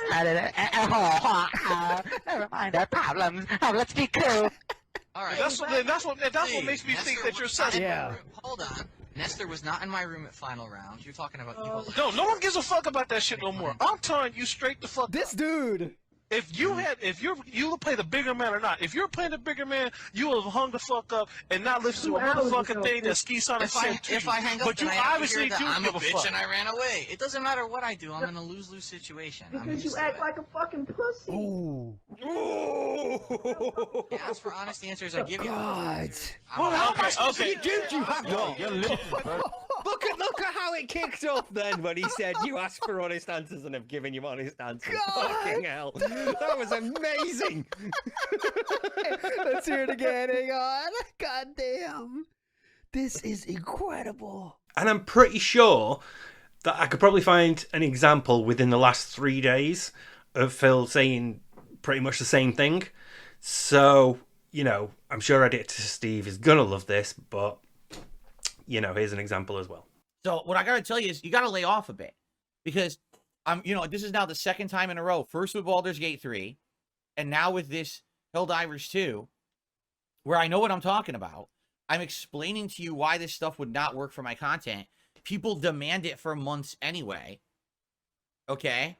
And then I play it and, oh, look, after 2 sessions, it's already died out. Right. Now, the thing is, I'm not upset with that. It did okay. It did it as well as a normal stream. So it's not like, oh my God, this is going to tank the channel or anything around that. You know what I'm saying? But man, it's definitely not how people praise the game. This is going to be the game that's going to be amazing. It's going to blow up your channel. You got to join the viral movement. Viral movements don't work for me. I played Pal World. The moment it came out, I played Pal World.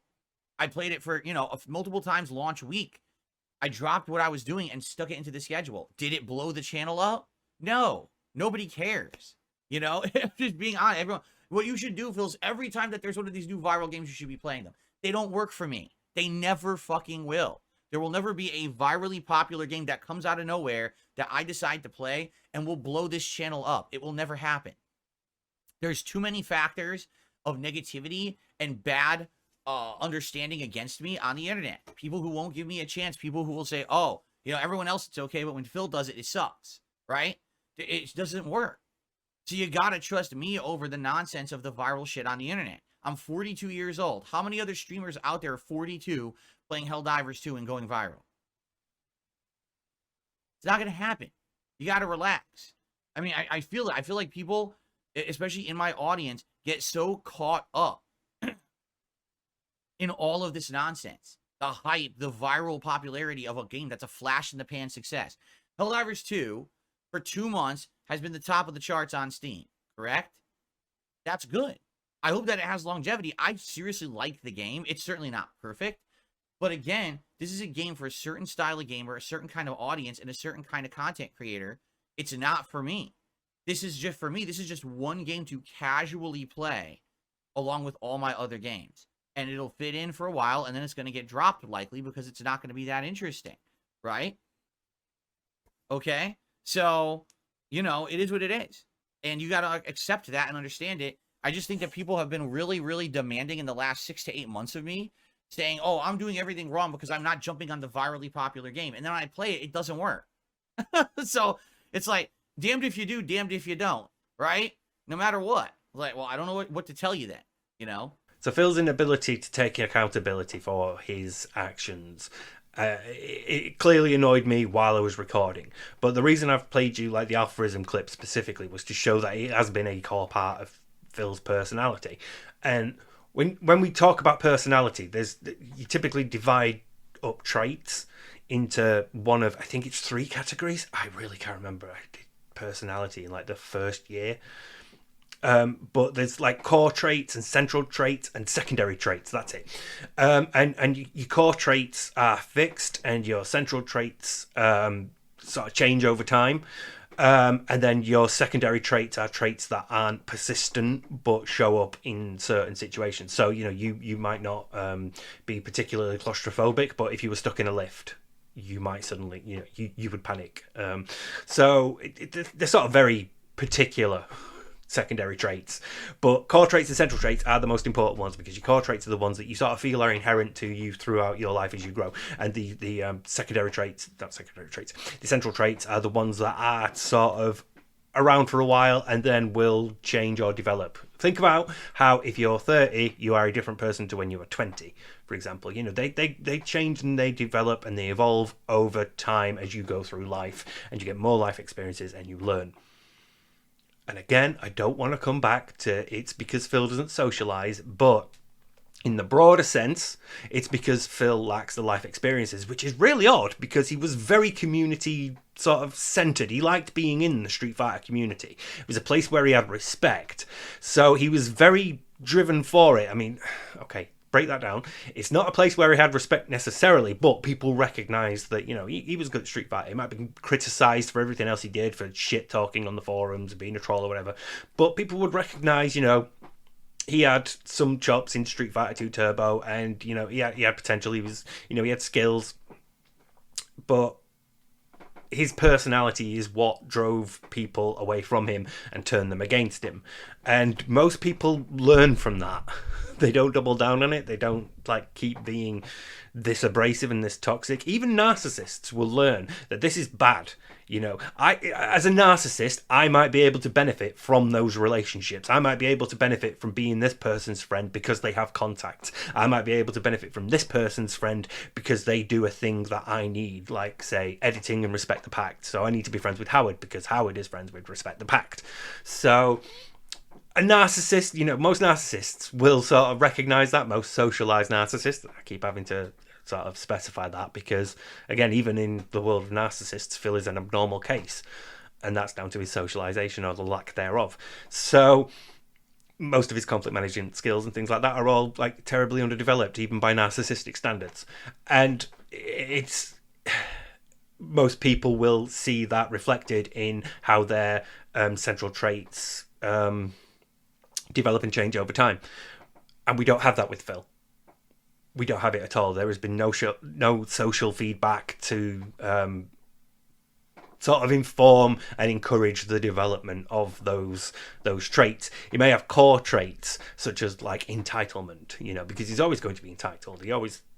That's part of who he is as a narcissist. You know, insecurity will be another one because he's a vulnerable narcissist. So that's always going to be part of who he is. But the secondary traits, like the abrasiveness and the sort of like rapid temper, you know, things like that. These are things that you can learn to control. The aggressiveness, the confrontational sort of nature, as he is on the forums, at least when he's behind a keyboard. Those are things that you would like temper and learn to control as a narcissist through socialization, because you're learning the boundaries and you're testing them and you're pushing them and you're seeing what you can get away with. And you're also laying seeds elsewhere. You're being nice to people. You might, you know, buy them donuts when you're at a tournament, for example, so that they, you know, they may feel indebted to you or like they owe you something, and you can call on that later and you can pressure them and say, hey, do you remember the good thing I did for you previously? Well, I need a favour. So narcissists that are well socialized will be able to refine the ways that they manipulate social situations, and as a result, how they are perceived by others. Because obviously, with narcissists, it's image management when it comes to socialization. So they're going to have a better idea of how to present the image that they need to present in that occasion, in that moment. But Phil isn't. Phil, as somebody who has like rejected it and sort of run away scared from it because he's just not great at dealing with it. And so his socialization now over in Washington, where he doesn't have like any friends in the Street Fighter community, and he doesn't hang out with people like John and Howard, people who pushed him to like be a bit more sociable and a bit more creative. And he doesn't go to events like Screw Attack, you know, and he doesn't have a partner who's like, I want to go out, I want to do things, I want to see the world, I want to travel, even if it's just to Seattle, you know, in a hotel elsewhere. You know, so he's lacking all these things that would have otherwise pushed him into socializing more and better refining his personality traits and how he handles conflict and socializing, and thus how he presents the image of himself to the world.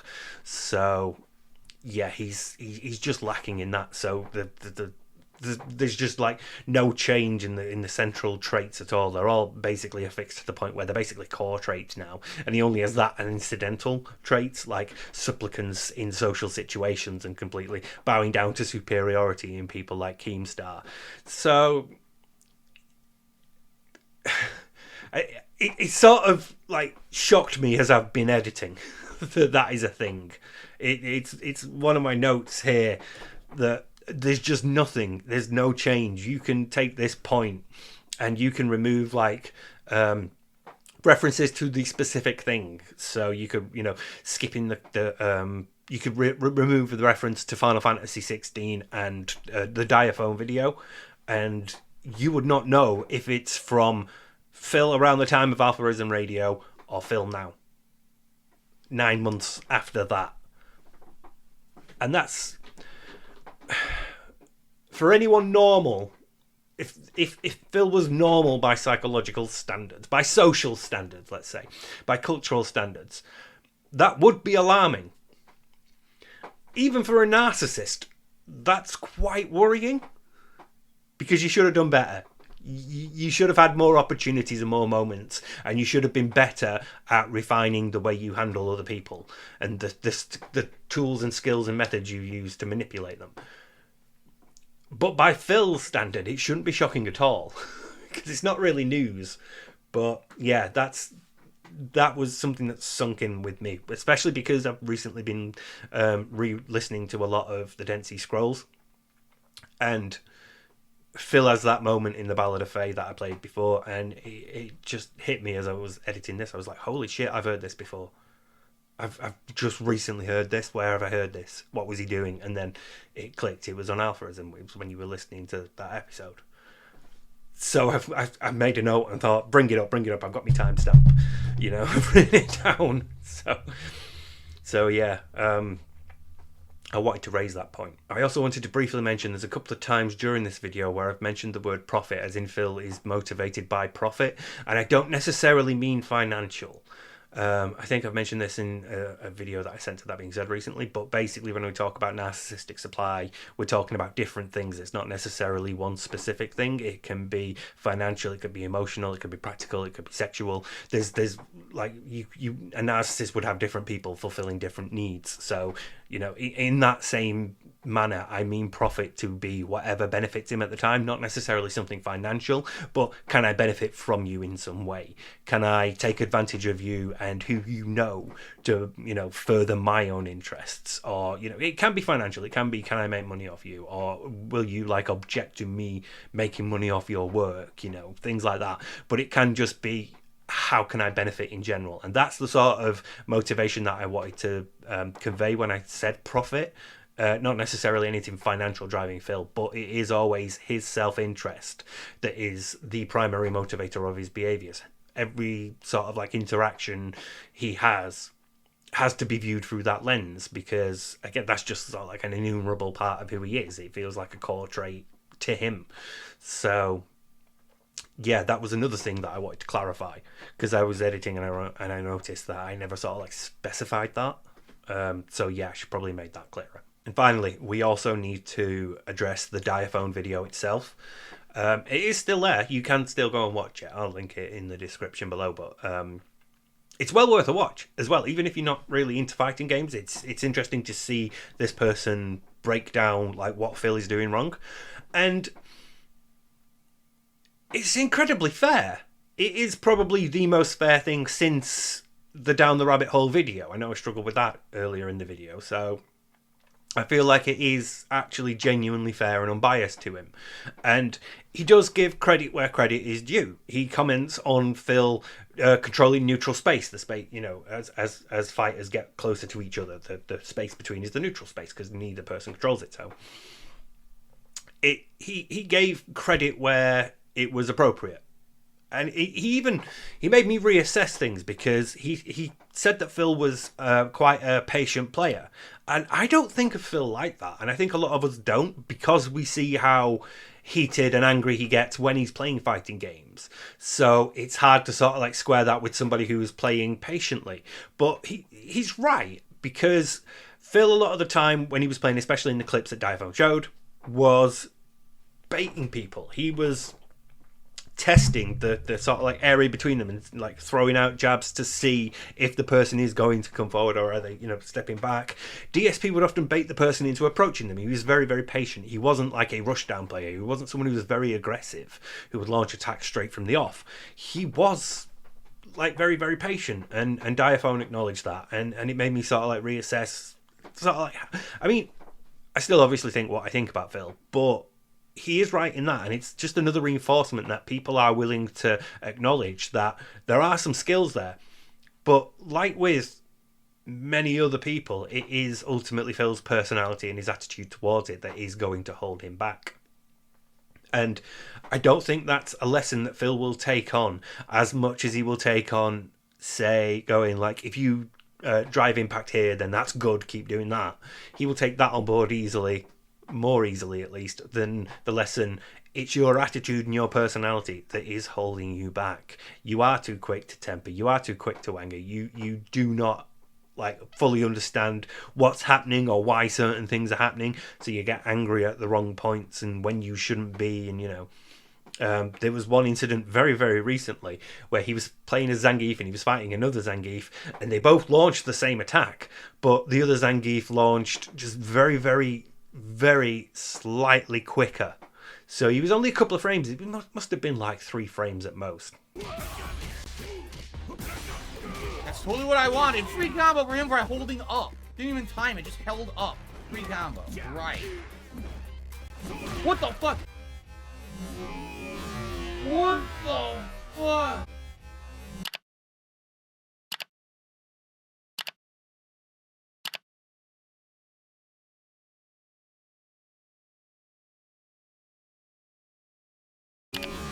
But he was ahead. That's the point. He did his attack first. It was marginal, but he did his attack first. So Phil got hit. Phil did his attack second. Phil was slower, so the first one hit. And Phil got mad about that, and he said it's because the person was playing on PC, because that gives them an advantage over input or something. I don't fucking remember, and I don't really care, to be honest. What the fuck? We hit exactly the same time Keith hits me. Get the fuck out of here. Just doing lucky bullshit. That's because he's on fucking PC. So always gives him advantage. He literally always gets advantage because he's on PC. It's always going to give him a little fraction millisecond advantage on anything I input, because he's playing on PC and I'm on PS5. So every time we get an equal move, he gets the hit. We both did exactly the same move, exactly the same time. He gets the hit. Fuck this fucking broken ass game. Piece of shit.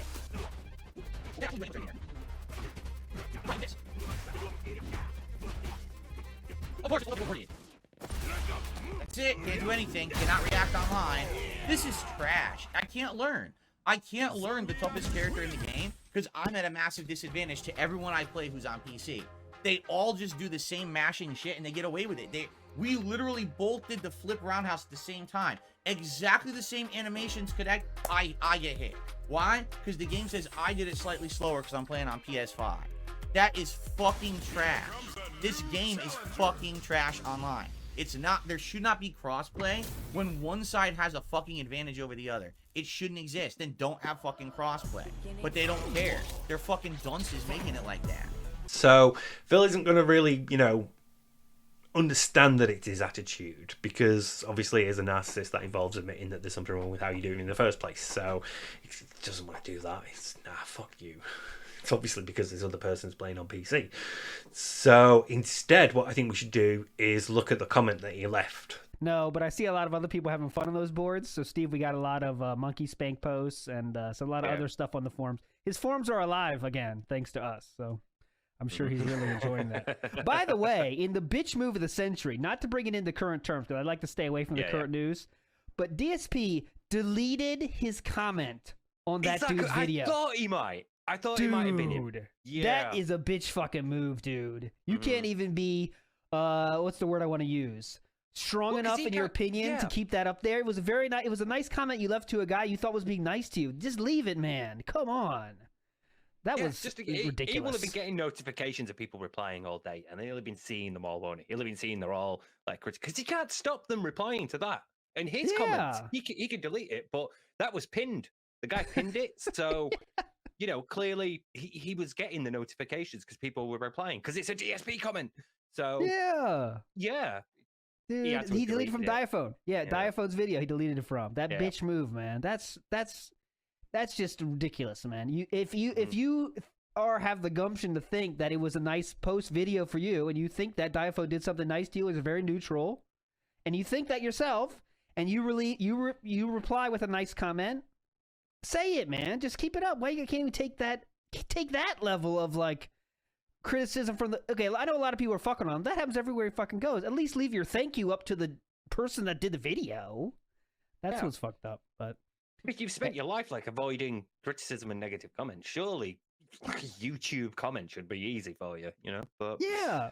Don't you want to keep a little bit of just keep the thank you for the dude? Exactly, yeah. You know what I'm thinking is he probably thought this dude is looking into it. I see that he wasn't exactly neutral. But anyway, we'll talk. We got to save stuff for the show. Let's get back to Dead Sea Scrolls. Now, I did go to was it Hate Army? I did go to their video about it, and their video's still up as well. It's a good watch. And they do show the comment, and they show all the comment, a lot of, not all of, but, you know, a lot, pretty much most. It's probably been more since the video was up 9 months ago, but they showed a lot of the comments that were there, and they were quite mixed. They were regular. There was a couple that were like, you know, yeah, fuck Phil and all that, but most of them were like, hey, found this video really interesting. And going back 9 months later and having a look by newest, it's still basically that. A lot of people are commenting, complimenting Diaphone on the video and like how interesting it was and how it's made them like think, oh, I can do this better, or, you know, oh, I never knew you could do that in Street Fighter, or oh, that's why that happens. So a lot of them found it very informative and very helpful, and overall the feedback was very, very positive. There was surprisingly little shitting on Phil. It was there, but it was surprisingly little. So so anyway, so I went to Hate Armies, and they showed Phil's comment to a point, and then it showed, you know, read more, and they hadn't clicked to show the full comment, so I had to go to Twitter and say, did anybody have it? And I have to shout out Anonymous Tipper, who sent me the full comment. So I'm going to go through it and break down some of what Phil said and what I think it means. Now, as has been mentioned several times previously, when Phil is in social situations where he's not antagonistic towards someone, or he feels like this person is superior to him, or he can benefit from having them on his side in some way, he won't approach them like we're used to as detractors. He will be sir to them. And we start off with that. We start off with, great beard, you give me far too much credit. So Phil is already trying to be like, you know, very, very complimentary, very positive, and, you know, very self-effacing as well. Very sort of like downplaying his, you know, oh, mate, you give me far too much. I see the compliments you were giving me about, you know, controlling the neutral and, you know, baiting people to get in, and giving me far too much credit there. So he's immediately not being a prick. He's approaching this person openly, amicably. He wants to be friendly. He wants to be seen as okay with them. And it's, you know, any other person, you'd be like, yeah, fair enough. Any other person, you'd be like, okay, yeah, that makes sense. They made a video where they were fair to you and they said some complimentary things. So you're going to say, you know, that's great vid that. You know, you being bashful and you give me far too much credit, you shush. But because it's Phil, we're immediately suspicious. And we are right to be suspicious, because the very next line is a lie. I completely skipped Street Fighter V. He did not. He played Street Fighter V. He didn't like it, but he played it. And have spent most of the last month attempting to absorb some 10 years fighting game knowledge in 30 days, while also juggling multiple fighters instead of just one or two like most people. So let's break that down as well, because we have excuses. We have excuses as to why he's bad. I know you said like some good things about me in that video, but you also did say some bad things. You did fairly criticize me, and I can't just accept I can't just accept that criticism as valid. I have to excuse it somehow. I can't just say, yeah, you're right, I'm a sloppy player. I have to tell you that I am trying to catch up. It's not like I spent the last 10 years not playing fighting games at all. Let's be honest now, Phil is misrepresenting things here. Because Phil has, well, he's played quite a few fighting games over the last 10 years. Let's not pretend that he has been excommunicated from the entire community and as a result has just completely sworn off the genre until Street Fighter 6 brought him back. No. Whilst also juggling multiple fighters. This has not been 10 years in the wilderness. Phil has kept up with modern fighting games and he understands their mechanics. Or at least he would have done a better job of had he played a few more... What was the word, ALT? What did he call them again? Twink fighter. Twink fighter. Super twink fighter. Super twink fighter. Yeah, them. Had he played like more Guilty Gear, more BlazBlue, he could have played Melty Blood. Could even have played Phantom Break or Omnia, which, you know, I think more people should have. It's really good and I really liked it. But anyway, this is somebody who's juggling multiple fighters, yet trying to catch up on over 10 years of fighting game progression in a month. He gets lucky a lot and legitimately doesn't understand what he's doing wrong a lot of the time anyway, per his confession, which again, a bit self-effacing there, a bit sort of like humble. I do get lucky a lot, and you know, a lot of the time I'm not fully aware of like how I won, how I did that, how I got that, you know. Oh, I can't believe I hit that. That was fucking lucky. But I also don't understand what I'm doing wrong. I don't know why I'm getting hit. Even when it says counter, I don't know why I'm getting hit. I have placed my webcam in a position that does block counter when I'm at least one side of the screen. But, you know, it is sometimes visible. So, you know, even when that happens, I don't quite fully understand what I'm doing. But it's an attempt to at least seem a bit more humble and a bit like, you know, look, most of the time I don't understand what I'm doing and I don't understand how I'm getting lucky, or I don't understand why I'm getting hit. But, you know, I then get tilted. I then go on a rant. And then we get quite possibly one of the biggest lies that he's ever told. Once I cool down, I 100% admit it's all on me for being so rusty and out of the loop with competitive Street Fighter for so long. Once I cool down, I 100% admit it's all on me.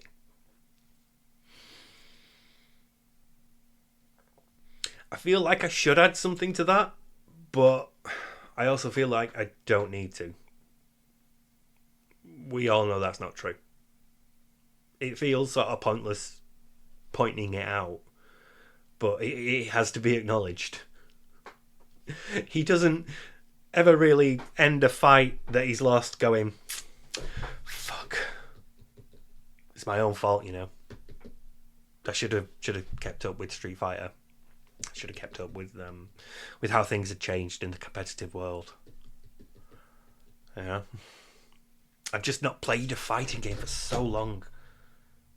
Ever since Jax left. The Capcom collection has not felt great. It's just not been the same without him.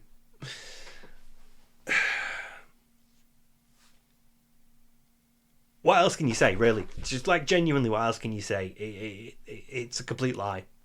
And it's not even the first lie of this comment. So, once again, we have to ask ourselves, why is Phil telling this lie? And it's because he's trying to appear nice to this person. Because, like, even objectively, you cannot say that video was bad. It certainly wasn't a detractor level video. It wasn't anything like harshly critical. It wasn't anything, you know, that was like relentlessly mocking him. It wasn't something that was like forensically breaking things down and talking about how he's a narcissist for 8 hours. So it was a fair video. It really genuinely was. And if you're a narcissist like Phil, who is just overwhelmingly like done with detractors, he knows what they're putting out at this point, you know. He's had it for at least 10 years, if not longer, on YouTube.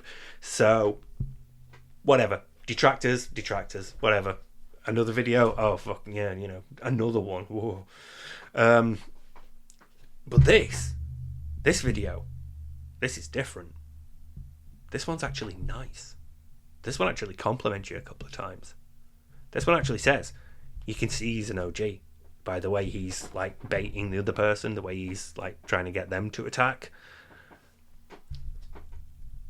So you don't necessarily feel antagonistic towards this person. You don't necessarily feel like you're on the defensive. You're not really like annoyed or wounded. This one's sticking out because for the first time in a very long time, it's actually quite complimentary. It's quite positive. So you want to downplay the rougher edges of your personality. You want to sort of like smooth out the jagged edges and sort of like minimize what you do. So yeah, I do sometimes get tilted. I do sometimes go off on a rant. I do sometimes, you know, sometimes I'm not fully up, like I don't see what happened, and I'm just aware that I've lost. You know, I don't fully understand how. But, you know, that does lead me to calming down and completely accepting it. and it's because, not just I can accept fault, I can accept that I was wrong, but it's because I'm out of the loop.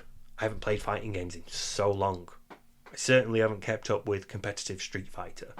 So, you can't really blame me for it, even though I appear to be taking the blame. I appear to be accepting fault. I appear to be acknowledging these criticisms.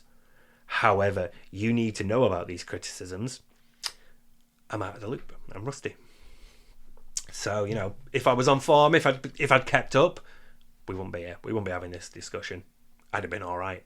There would have been nothing to criticize. So, yeah. Further on in the comment, we get a sort of acknowledgement that, you know, I could use some help. And I'm leaning towards this being Phil sort of testing the waters for anything potential he might get out of this partnership, this new relationship that he suddenly has. You know, my Marissa's still new, so I'm still sort of feeling things out with her. But, you know, if you want to help me with Blanca and Geef and all that stuff, I would love that. I could do with tons of help, you know. And even sort of like not fully pushing what he could get, but just testing that he might be able to get it feels a bit audacious to me, given that, you know, the last couple of lines have been straight up lies and misrepresentations of how things actually are. But narcissists are nothing if not audacious. They will tell ridiculous lies in the, you know, if they get believed, great. If they don't, fuck it, you just tell another one, a different one. It's fine. So, well, to the narcissist it's fine. Obviously to the victim it's not. But from a narcissist perspective, you're just going to throw out lie after lie anyway, so whether one is believed or not is sort of irrelevant, as long as whatever conflict or problem or issue you are currently facing ultimately goes away. That's fine. So Phil is just sort of pushing a bit. And then there's another acknowledgement of the drive impact thing, the drive reversal. It's a bad habit from back in the day, you know. And I do need to use more of the tools. And again, these seem like fair acknowledgements of a criticism and a sort of like an improvement for change. I am acknowledging a minor criticism. I'm going to use the tools that I now have, the more tools, because previously I only did that because it was the only thing you could do, whereas now there's more things I need to try out. So yeah, you're right. That's one of those examples where the minor criticism is, well, at least to me it feels like one of those examples where the minor criticism is accepted, so the narcissist seems more reasonable, and in the hopes that future lies that are larger and more significant are also taken to be fact the same way that this is. It seems like if I acknowledge like the lesser things, you might believe me on the more important things. So if I do need to deny something, you will think, well, I know he's probably telling the truth because previously he's been willing to acknowledge being in the wrong, like that time when he mentioned drive reversals. So it feels like that to me, because it's sort of like gesturing towards a commitment. I will try to use the tools at my disposal. I will try to experiment with things, play around with things, and find other ways out of situations that don't involve drive reversal. And that seems fair, but actually sticking to that, actually committing to that plan for change and seeing it through is another matter entirely. Obviously here it's immaterial because Phil isn't in a relationship with Diaphone. He doesn't owe anything to him, and nothing will change about Phil's gameplay one way or the other. His streams are still going to be his streams, and his experience online with Street Fighter 6 is going to be his experience online with Street Fighter 6 no matter what. So this is harmless. This is an easy one to throw out. Yeah, you're right, I need to start playing with like more of the reversals and parries and things, and yeah, that's easy to just throw in there because you have no intention of following through on that anyway, and it's not like anyone can legally hold you to it, so you don't lose anything for it. But you might look a bit more sympathetic and a bit more sort of like willing to engage and cooperate, a bit more willing to concede to things. You might seem a bit more understandable and approachable and personable because you are willing to take criticism on board. And we know that's not the case. And then finally, we have a really great vid, and I hope you do more. You have my full permission to use my stuff. So this is the DSP seal of approval. You didn't shit on me. So I really enjoyed that. And if you want to make me look good again in the future, you have my full permission to do that. I can benefit from this. This feels to me like Phil is, putting that out there now. If you want to do it again in future, if you want to, do another video about me that's fair like this, that's, going to be, making criticisms that I can just either take or explain away or just sort of brush off or dismiss or deflect, or say like, I've not been playing fighting games for 10 years and I'm trying to catch up while also juggling other fighting games that I'm also playing at the same time, and, stuck with bad habits from back in the day, and, when I do cool down, it is all my fault and I will accept that. If you want to just throw some light criticisms like that while also pointing out, hey, this guy's good, the way he baits people is good, he's got great controller there, this combo that he did here was great, and this one here he got unlucky, but that is the right thing to do in that situation. If you want to make me look good, by all means feel free, because I benefit from that. And again, it seems sort of obvious to point out that if someone makes a video where they're praising you, you benefit from it because you look good and you feel good. But for Phil, this is an important thing. These are the feelers going out again. These are like okay, I want to see what else you can do. I want to see if you can do that again, but better. I want to see if you can benefit me in some way, regardless of how things are done, regardless of what happens. You might be able to benefit me, so go ahead, do it again. I'd love to see it.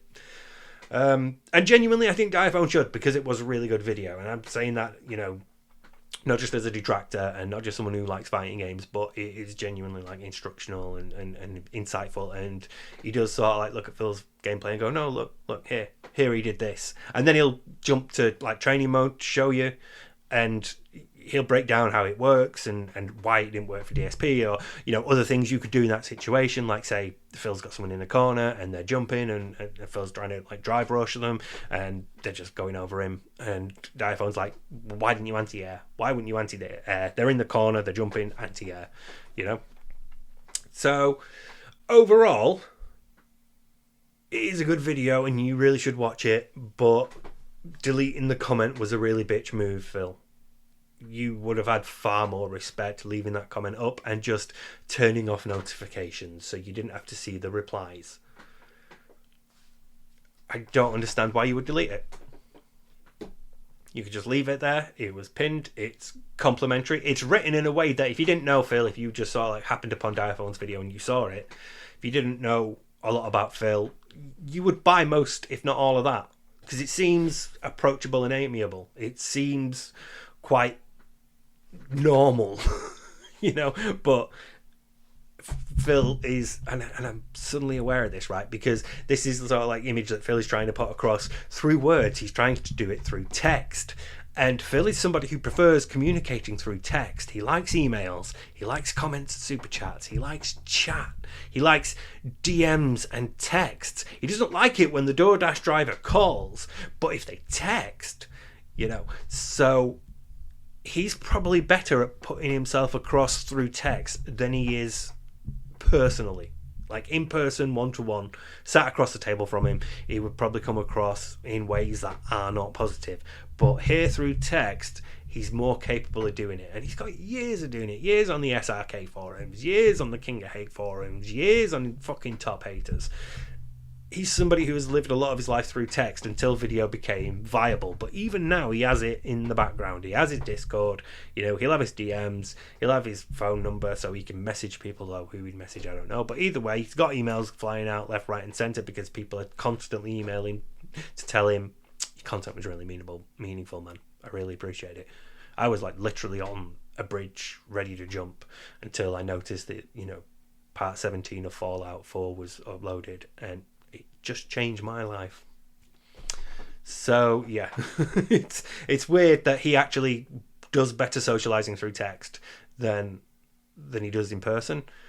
But again, that should speak to a defect in his character, because most people don't prefer text because a lot of our understanding of other people is read through body language and like emotional displays on like the face and the posture and the gait and the person's body and how they're carrying themselves. And so much of our interactions with other people is done non-verbally, and text removes all that because you don't see another person's body language as they're saying what he's writing. So it doesn't really surprise me, actually. It's like the revelation is shocking, but like understanding like how it works, yeah, that makes sense. It makes sense that someone like Phil, who doesn't like socializing in conflict, prefers this method where he can carefully choose the words he's going to pick to manipulate how he looks to other people. And we all, most of us creators do that. If you live stream, you're a bit more risk of accidentally slipping up because you don't have the power of editing. But if you're recording like me, or if you're writing a comment under Diaphone's video like Phil, you can always just backspace. You can always covered in piss. But the point is that you have the option to edit out anything embarrassing. You have the option to slightly massage how you appear to other people. So it shouldn't really surprise me that Phil is somebody who does better through text.